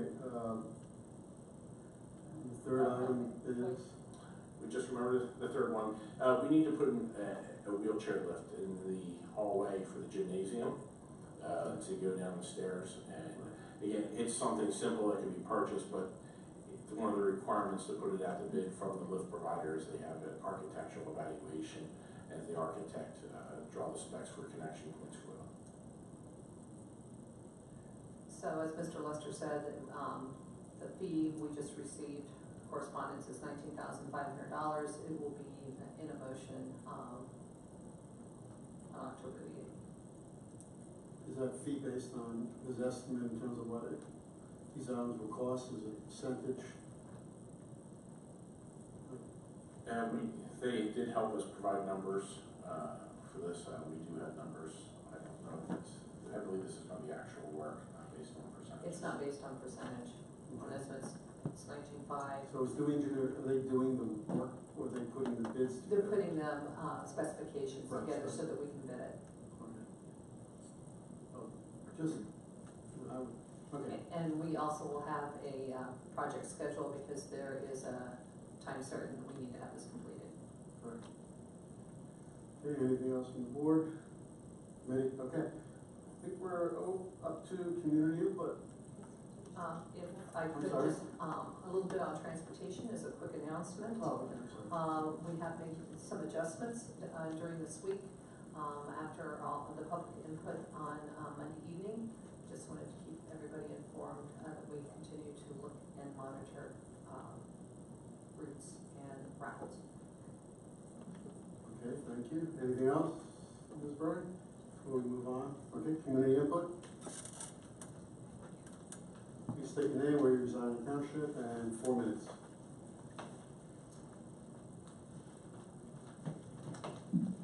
Jen Kuznin, Fort Washington. Just a question about the water results. I was told somebody had looked over the report and wanted me to ask this. If I could ask why the 3 other PFAS are not on the report. Outside labs like analytical always put some, I can let you read it, some big long word in it because it's important if the PFOA and PFOS are present. Most likely the PFNA and 2 others are present as well, but it's not in that report. She said there was a couple missing. I don't know. So she was asking about that. And I'm just, another question, something that came up today, if we could just get an update on the bus situation for the school sports tryouts at Sandy Run. All the girls' sports tryouts have been like canceled and postponed because there's no driver or bus. There was a big thing that went out. Girls soccer, I don't know, there's a bunch. So like girls soccer has a game, I think, coming up in a week, and they haven't even had tryouts yet because they can't get transportation to the field. So if we can follow up on that, that would be great. And then, I just wanna make sure I'm hearing this right. So we're going to get bids on window units for all 3 elementary schools. And we're possibly doing the windows at Fort Washington. And so Fort's AC situation could be more than, will be the windows, and then we'll keep a window out and probably do window units in there, right? So if we're talking overall cost and everything, I just wanted to make sure that all 3 elementary schools were on the list for the AC units, not just Ford's windows and units, right? Like, I just wanna make sure it's gonna be equitable for all 3 schools. And then, what was the other thing I was gonna say? As far as the window units, I just wanna thank you for seriously considering putting the window units in, even if they only last 6 to 10 years. That's takes the heat off the district for being able to do full AC, you know, renovations of $5 million per building. So I think it's great. And then I guess one of my questions is, out of curiosity, how many more units can we get away with per building before we trigger a new electric panel? Is it only 2 units? Is it 12? Because, you know, if this ends up taking a little longer, we could get, I don't know, 10 or a dozen or whatever units per building before the spring season happens. If we could get them in those, there are some rooms that are just unbearable, more so than others. So I just was kind of curious where it is that we trip that panel. And the teachers are good about turning their lights out, so I'm sure they'll be so happy to have units, they'll turn those off too. And then, what was my other question? Hang on one second. I guess that's it. Thank you. Paul Nicotero, Willow Grove. Again, just to repeat what Jen said, thank you for giving serious consideration to the air conditioning, the window units. I think, especially the way summer seemed to be getting later this year, this first couple weeks of September, will definitely be useful next year. Understanding concerns about energy efficiency, when you're looking at the units, did you look at units that have built-in thermostats and timers? So you just set them, lock them, and they'll turn off at 5 o'clock at night, turn on at 6 a.m. Won't go below 76 degrees in the classroom. That would definitely save a lot of money. Also, has the school district looked into solar panel grants from the state or federal government? Solar panels not only will offset the cost of window units now, you might also save that $100,000 because you'll have to put in new panels for the solar units. So if we have to put in new panels and we can get it covered under a grant for a solar power system, that would be great to save us $100,000 based on what Mr. Lester said. Also, I was just wondering for the water stuff, could you include in your report the CDC recommended level, the current CDC recommended level? And also, a lot of my mentors have always taught me not to brag about your accomplishments when there's kind of somebody else's. And I just want to say, are we the first school district to test the water for these chemicals because we were right next to Willow Grove Air Base where they were spraying down their runways and tarmacs with it for decades before anybody realized that they were putting this stuff into the water. So yeah, it's great that we're the first ones doing it, but go Navy, they might want to talk about that.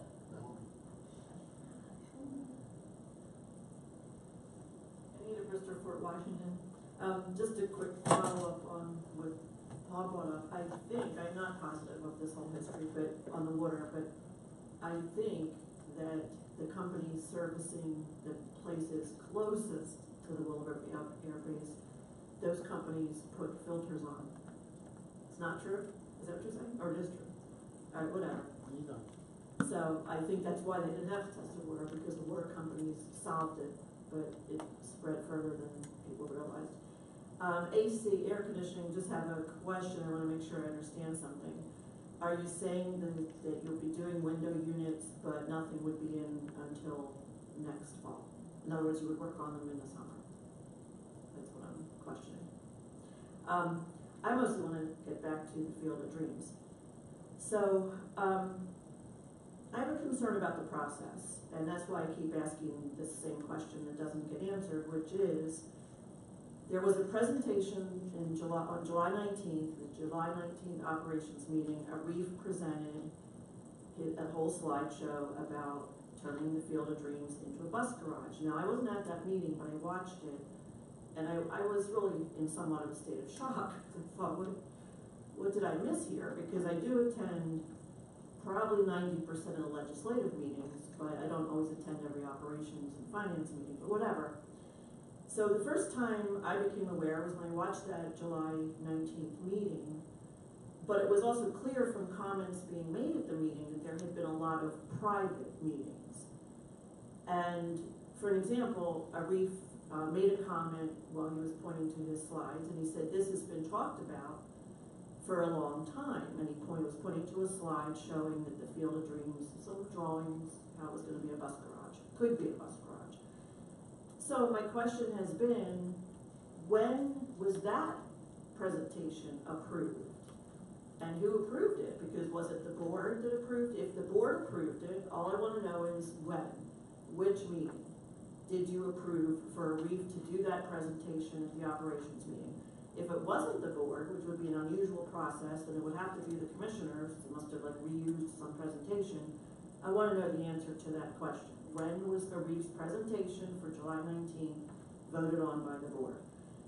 Now, subsequent to that meeting, there were two votes. One vote for GKO to do some work, and one vote for Arif to continue doing preliminary plans. But what I'm really disappointed about is that, you know, and I realize if I say something like the community's not in favor, Art is going to say, have I polled the thousands of people in the community? And I'm going to tell you right up front, no. And neither has the school district.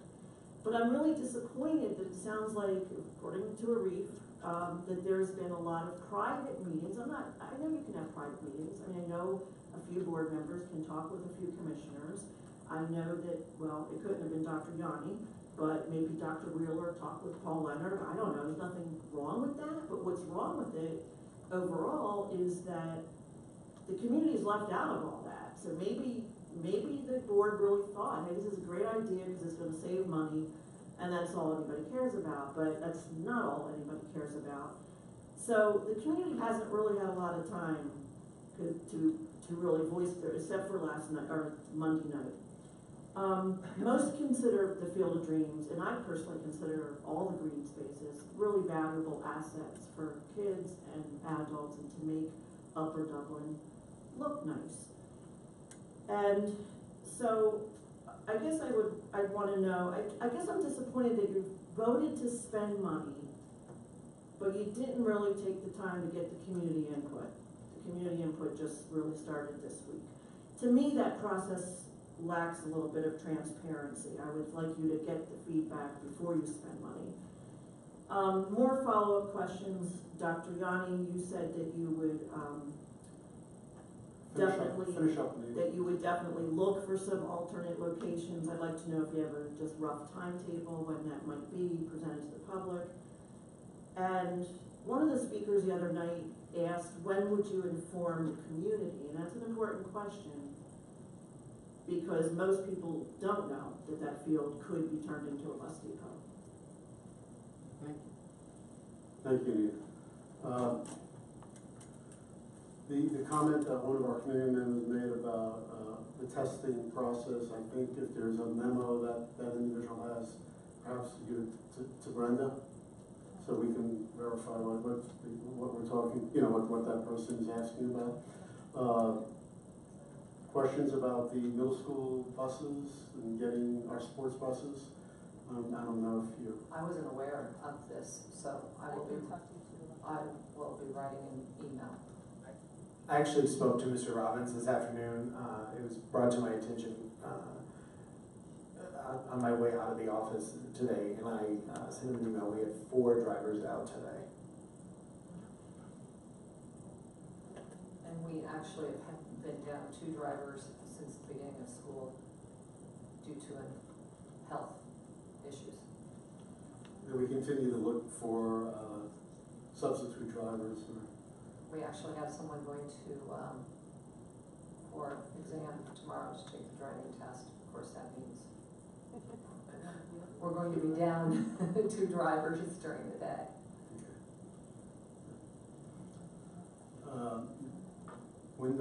My understanding is we would move forward with all 3 schools at the same time, along with the windows at Fort Washington. It would make sense to do it that way. Yes, and I just want to add that we may have to add some panels and electrical work in order to get that done. So Correct. We are talking about a sizable project. Right. There's additional costs because if we were just moving forward with large air conditioning units, you don't need those individual panels. But if you're running at 230, well, you would not reach 230 would take a separate circuit. So that's why they were not built when we did the electrical upgrades. I think community members suggested that we look at energy efficient units, those that have thermostats and timers. I believe those are kind. I think the 2 that went into Fitzwater do have thermostats, maybe timers. I believe so. We certainly would look at that. Yeah, definitely. The solar panel grants, I'm not sure, I don't know what you want to say about that in general, but part of the ACE grant that we spoke about earlier would require, and we discussed this, I believe, at other meetings, it would require solar panels on the roof of Sandy Run. And that's part of the ACE grant where we would come out with about $800,000. Yeah, of the $2 million grant. Of the $2 million grant, because we would have to spend some of those funds to do. To buy the solar arrays. Right. So we're excited about that, and we're hoping that we do get that ACE grant. Anything else? In terms of solar on our buildings, I'm not sure if we've investigated that. We haven't. Part of that has to do with the roof, the condition of the roof, how much weight. Obviously, there was discussion earlier about Jarretttown and the capability, so that would all have to be factored in. Probably would be difficult to try to get that done with everything else that we're trying to buy out tonight. Okay. Maybe in the future, maybe as the solar arrays get smaller and smaller. Right. I mean, the statement was made that, Ms. Brown, correct, that Aqua put filters on for the water lines to Haber Horsham. They all have filters. I certainly didn't hear that. Maybe Dr. Yanni has heard something different. I'm not aware. I can check with Haber Horsham to see if that was the case, but I don't know that for sure. But I'll check. in either way, whatever the result is, we don't think that they've tested the water coming into their buildings the way we did. They have not. Mr. Rothman, anything to comment? Okay. Let me hold off on Field of Dreams right now to see if any other board members or the superintendent or anybody else would like to comment on any of the points that were made tonight, besides other than Field of Dreams. Okay, let's move on to Field of Dreams. Dr. Yanni, you look eager to respond. Sure. So I'll be spending some time over the next probably 2 to 3 weeks looking at some of the alternate sites. I'm having lunch next week with Paul Leonard, the township manager, to talk about some things, and we also have some work to do here in the district with Ms. Bray and Mrs. Lohoffer as well. Okay. Before I make some comments on Field of Dreams, anybody on the committee wish to say anything? It's not a topic tonight, but any board members? No presentation was approved. If it was approved, it would be in the record that we would have approved that presentation. Do we intend to involve the community? Yes, we will be involving the community as we move forward. There was a number of questions and issues that were brought up the other night. We were not in a position to respond to those issues on that evening, but we intend to get answers to those questions. We did also have a traffic study done because we thought if we were going to consider Field of Dreams, let's at least start off with a traffic study to look at some of the issues, potential issues there in terms of traffic that some individuals have brought up. The other issues that were brought up, we will be investigating. And we will be also spending some time, as Dr. Yanni indicated, to see if there's any other, first would be district-owned property, and then would be non-district-owned property. The double whammy with non-district-owned property would be we would have to buy the property, and also that property would fall off our tax roll. Thank you. So, okay. Any other Yeah, I think it statements should regarding be Field of Dreams? district-owned property, then township-owned property, Yes. then. Correct. We could still do a partnership with the township on another piece of land. Correct. Thanks, Dan. Anyone else? Okay, let's see, the next operations committee meeting will be held on October 25th, 6 p.m. We are adjourned. We'll take a few minutes prior to finance. Work for free.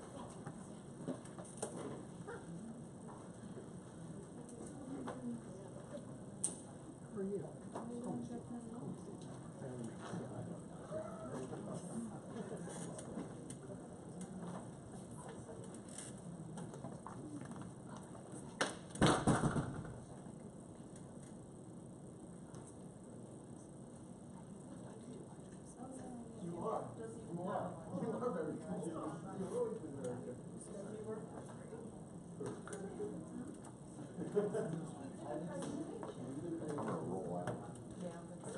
Spend enough time at work worrying about how much money gets spent on stuff. Yeah, I see, I was in my car last night.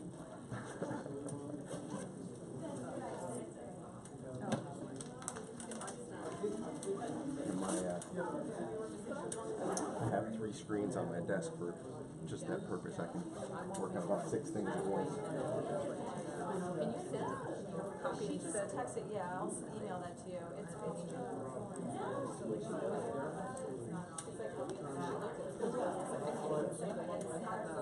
See, I was gonna say those sex levels. Right. No, so I was like, I'm not saying. First grade. no, First grade. just go ahead. Thomas Okay. What- Yeah. who's the teacher? I'll email it to you. She's also, and part of the issue with the birthday school, she's also an athlete. So she went from, I dropped her off at 8:15. I was gone actually, She would pick up at 5:45, so she was in the school from 10 hours. Yeah, and those, there's water, those things in the cafeteria are scary. And we'll send you to The kids are afraid website, of them. how to get, if you wanna really look kinds of information, go to the parcel numbers and all that. Good to meet you too. I know.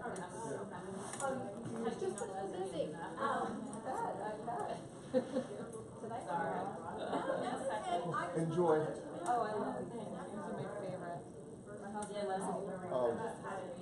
Yes, you're looking at I'm looking up, the URL, $20, 10%, so I'll put it on my card.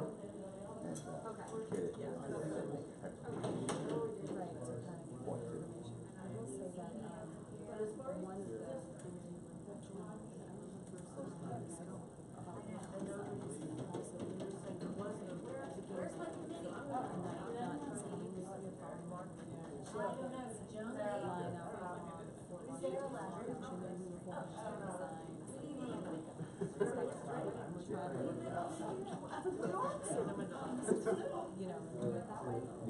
Testing. That's why I was like, well, no, all of them, but I mean, I have soccer and I have field hockey. You know, the night we're supposed to get together is your PPM meeting, so let me know. I'm not on the team. So, I know, but it is for. It's the open meeting? So I'm gonna have to put in a right to know on the township. Yeah, I saw that. Wow. Because we know a reef doesn't work for free.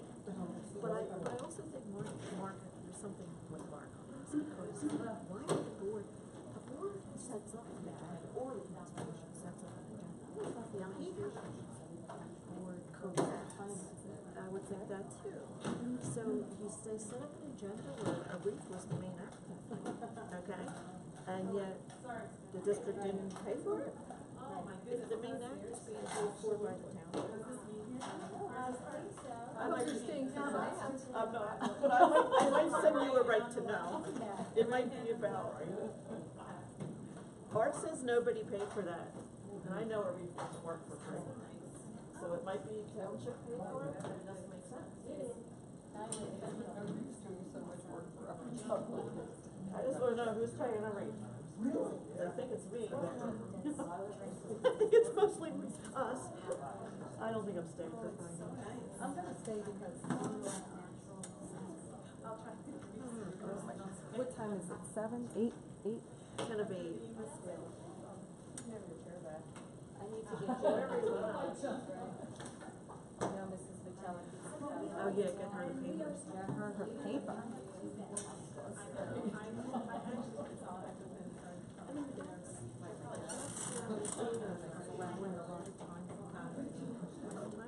First one in July, you would only have 4 persons here.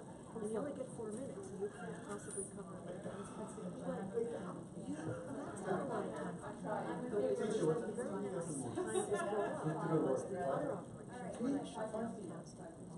There were 5 of us, right? And then, of course, Monday night. Are we good? Are we ready? We're ready? Okay, welcome. This is the Finance Committee of the School District of Upper Dublin's School Board of Directors. And we are, whoops. Refresh my, anyway, welcome. We have our committee here, and I would like to see, we don't have a very long agenda. We have one presentation. Ms. Bray, would you like to start with our development of the 2019-2020 general fund budget?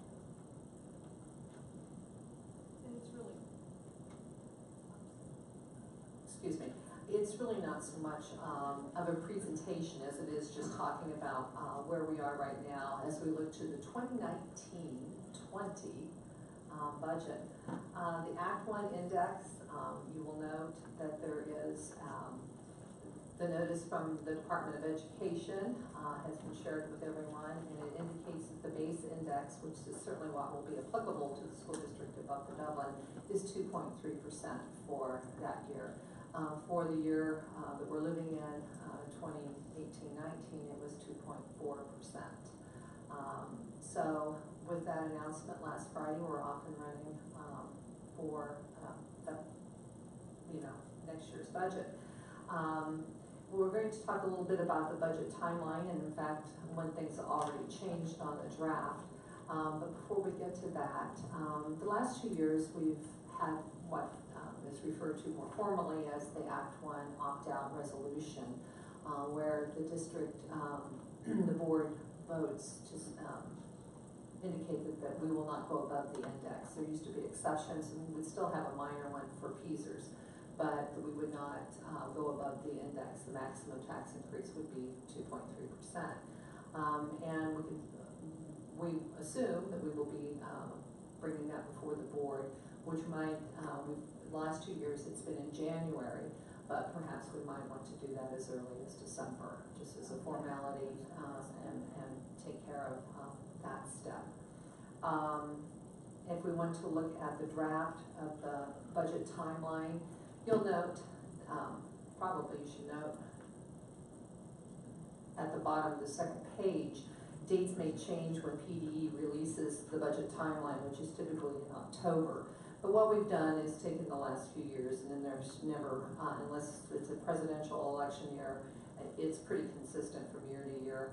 And you'll note that the dates, the benchmark dates that we have for September, publishes that index has already been indicated.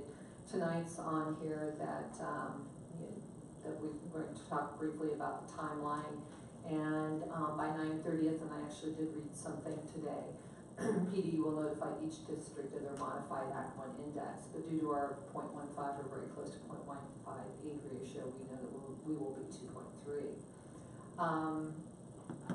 Next month we plan to update assumptions and start talking about the long-term financial plan, and so that will be on the agenda for October, and we've already announced what our October operations as well as finance committee will be. The auditors are in next week, and that's always important information for us to finalize for the year ended June 30th of 2018, and that's an important part for us to discuss and begin looking forward to the next year as a basis. And I'm not going to read down and go through all of these. You will have a chance to look at them. We'll continue to bring it back. One thing I did mention and want to take this opportunity, earlier today there was discussion about the November Finance and Operation Committee meetings. Because of Thanksgiving being on the third Thursday of the month, we would normally have our meetings on November the 14th, but we've decided that we will push those to November, excuse me, I said 14th, I believe it's November the 15th, and we will push them to November the 29th. So that will make it easier, we'll work better with our timeline of pulling things together for the next December budget, although from the looks of things, Mr. Robsky may not be happy with that change. No, I'm not.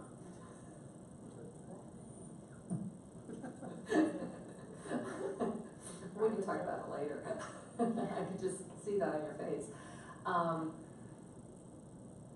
So, if there's questions, I'm not sure anyone's had a chance to look at it. I certainly can go through each one. I don't believe that that's necessary though. Just really quickly, when do we usually get our first look at our health insurance numbers? I forget. That typically isn't, we may have one in November or December. Okay. And then of course we also back ours up with having Gallagher come and speak to us as well. So which we, yes, yeah, they will come usually in March to speak to us. Okay. And as you can see, we were already planning on, Mrs. Clay will be very happy to know that we're moving the meeting from November the 15th to the 29th to begin our cabinet level discussions of budget as well. Right, okay. All right, does anyone on the committee have any questions about the timeline? So, are we changing anything about how we're doing budget inputs from the various departments? I remember some discussion about that, maybe, like we've had curriculum and technology discussions fairly early in the year, like November and December. Are we pushing those off till later? With the Act 1 resolution, we could certainly push them back probably a month or so. But for us to pull together a budget so that it can be out in the public and have everything done, and by us, I really mean Mrs. Moldesano, probably more than me, but, in order to get everything together and have it be logical, we really do need to start building the budget in November. Are we gonna have those discussions, the presentations we've had at the finance committee meetings? Or Yes. we're gonna do them the same way we've done them? That would be unless there's some request that we do them differently. Last year, we added operations being separate, Mr. Lester. I don't know that I should ask Mr. Robbins to do it in his first year. I did give Mr. Lester a full year pass before, but as we try to have more and more budget builders or budget makers give their information. Sort of to piggyback on that, I know when Dr. Yanni, you were coming into the district, you had talked about potentially some changes to the process for looking at budget numbers from at our building level, sort of starting afresh at this point since we have a new superintendent. Is that going to impact the process going forward? I'm sure that it will. So, Mrs. Bray and Mrs. Moldesano and I need to probably have a sit down. I think one of the things that we talk about a long-range capital plan. I think we really need to be working with our cabinet level administrators and principals on a multi-year plan, because there really is no good and convenient time to build a school district budget, and we build budgets blind because we really don't know state and federal funding, other than we make some assumptions that it will be flat. So one of the things we'll be looking at are some trends over the last couple of years where spending is, and then really sort of projecting out curriculum, technology, special education, so that we can almost start thinking about a multi-year budget cycle. And to that end, in special ed, Mrs. Clegg, she has a 3-year budget, and so some of the groups, have already started adopting that. I'm sorry? Doesn't Bill also? Yes. In fact, even some curriculum is Yes. multi-year. Yes, Bill's influence on that has caused us to start looking at, but as we've had we've talked more about a curriculum review budget cycle, that lends itself to multi-year budgeting, much easier than just taking it year by year. Monday's night approval of the sports staff contract makes, those assumptions or those costs that come out of that contract will be built into the 5-year plan, so. I think it's also important to note that I think we have to analyze some of our practices. So if I look at the curriculum budget, we have teachers that spend a lot of time with us over the summer writing curriculum, but we also spend a lot of time writing curriculum during the school year, and that costs us substitute money, but the unintended cost is we're pulling teachers away from their kids. And so I really want to work with Dr. Miner and Ms. Morrison to determine how we can best work that out. And as costs and technology are coming down, working with Mr. Vinogradov, projecting out technology expenses is going to be much easier than it has been over the last couple of years. Yes, so starting with the Chromebooks, getting that on board and getting that integrated into the budget was challenging. Doing more of the curriculum work in block time over the summer probably is much more efficient in terms of what gets done during those periods than little bits of time during the school year anyway. Okay. Any questions from other board members here? Stan? I'm a little flipped out that this meeting, the operations meeting for November is now on the date that I'm gonna be out of the country. I mean, I was commissioner for 8 years and did not miss one meeting, 100%, 8 years. I only missed one meeting in the summertime because you guys moved the meeting to a week again that I was away. Now you're moving another meeting that I'm gonna be away, and I looked at the calendar, I'm like, there's no way I'm gonna miss another meeting, and you're switching the date already. I think the the school directors need to be aware of these plans prior to setting up a meeting, because I'm gonna be out of here and I wanna go to that meeting. I think I'm really upset about this. I already missed one meeting, I don't wanna miss any more meetings. I think we need to discuss this prior to approving the meeting change. Now, I'm looking here, we could have it on the 19th, okay, which is the Monday before Thanksgiving, or again, keep it on the 15th. So I think we need to discuss this. So the rationale, do we have, I mean, for moving this as, did you have something to say? Go ahead. It would just give us some more time to pull together some of the work for Sandy Run, as far as the Act 34 hearing. And we haven't advertised, we haven't changed anything yet, so we can continue conversation. I thought there were some bids and approvals that needed to be done, and they would not be coming back in time to make the November 15th meeting. And they were critical that they get approved by the board so we can continue to move forward. Again, the Act 34 hearing and the information related to that, we cannot do it on the 15th, but that doesn't mean we might not choose another date. So that we can put it through, it needs to be approved in December. Sometimes there are just, you have to move these meetings, sometimes it just has happened. Circumstances come up that we weren't aware of or weren't expecting, and then we have to reschedule, but as you said, we can still talk about it. If I could interject, I wasn't going to bring this up tonight, but it seems like the appropriate time. I've been speaking with Dr. Levinowitz and Ms. Rothman and also Ms. Bray, that I think we need, as we schedule our board meetings moving forward and committee meetings moving forward after reorganization, I think we have to have a more predictable schedule of when meetings are going to be. So for instance, having an operations committee meeting tonight and a finance meeting tonight, right after a legislative meeting, all of these items sit in the queue for almost a month. And so one of the things, and I can put more information in my weekly update, I think it would behoove us to pick a night of the week where we have all of our meetings, so there's a predictable schedule, and it should alleviate some of the concerns of moving meetings, particularly if we put finance and operations later in the month. That would be a good idea. Yeah. Any questions?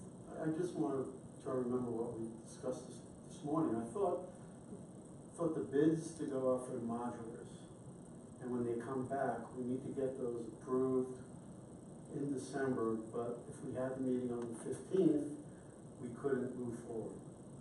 There was something to that effect.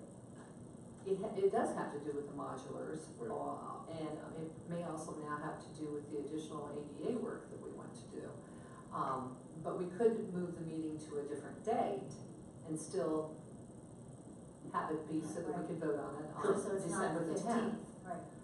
Yeah, we can always poll the board and see if there's another night that works. I will have to, In the last week in November.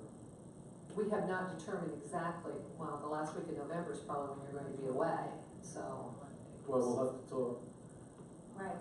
I think we're compelled though for this purpose to do this. We don't know exactly what the date of advertising is that we want to do, and it has to be done over 3 weeks. I don't know the date of the bid opening at this point in time. So we'll get additional information related to the board. However, I guess we never move a legislative meeting date, and committee meetings, we've been a little bit more flexible about the nights that they are held in the past. So, certainly no, I did not mean to offend anyone on the board by that announcement. Well, I am also looking here, we do have an education meeting on December 3rd. Perhaps we can just have the bid approval or documents that you're saying that needs to be, give a little bit more time. Perhaps we can just have that on the agenda during the education committee meeting. I'm not sure if that will work. We'll work it out. I'm just trying to. We'll work it out, we'll talk to you.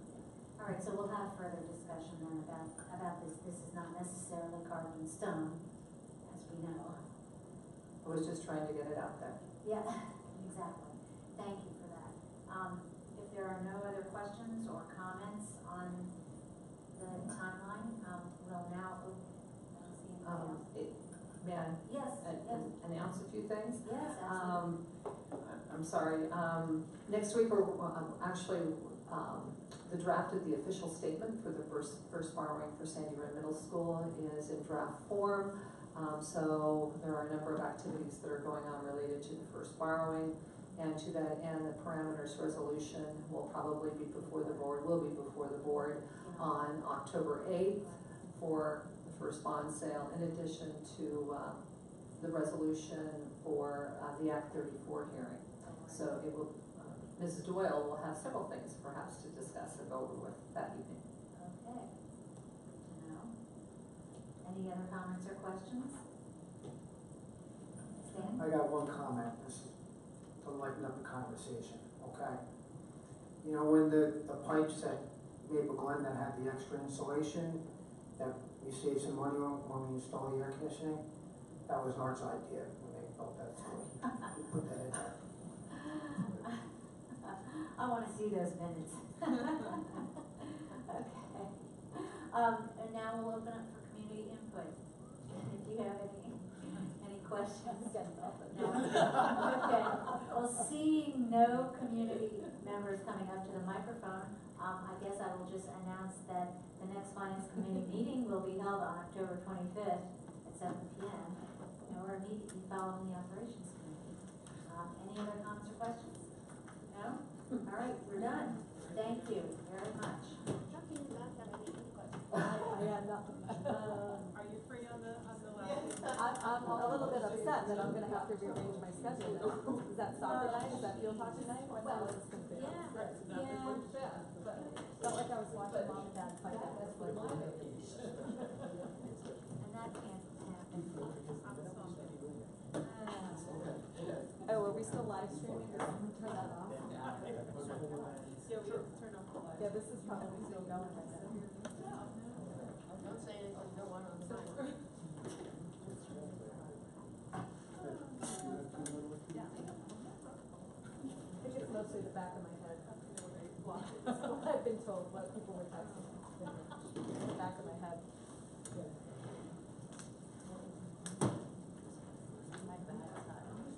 At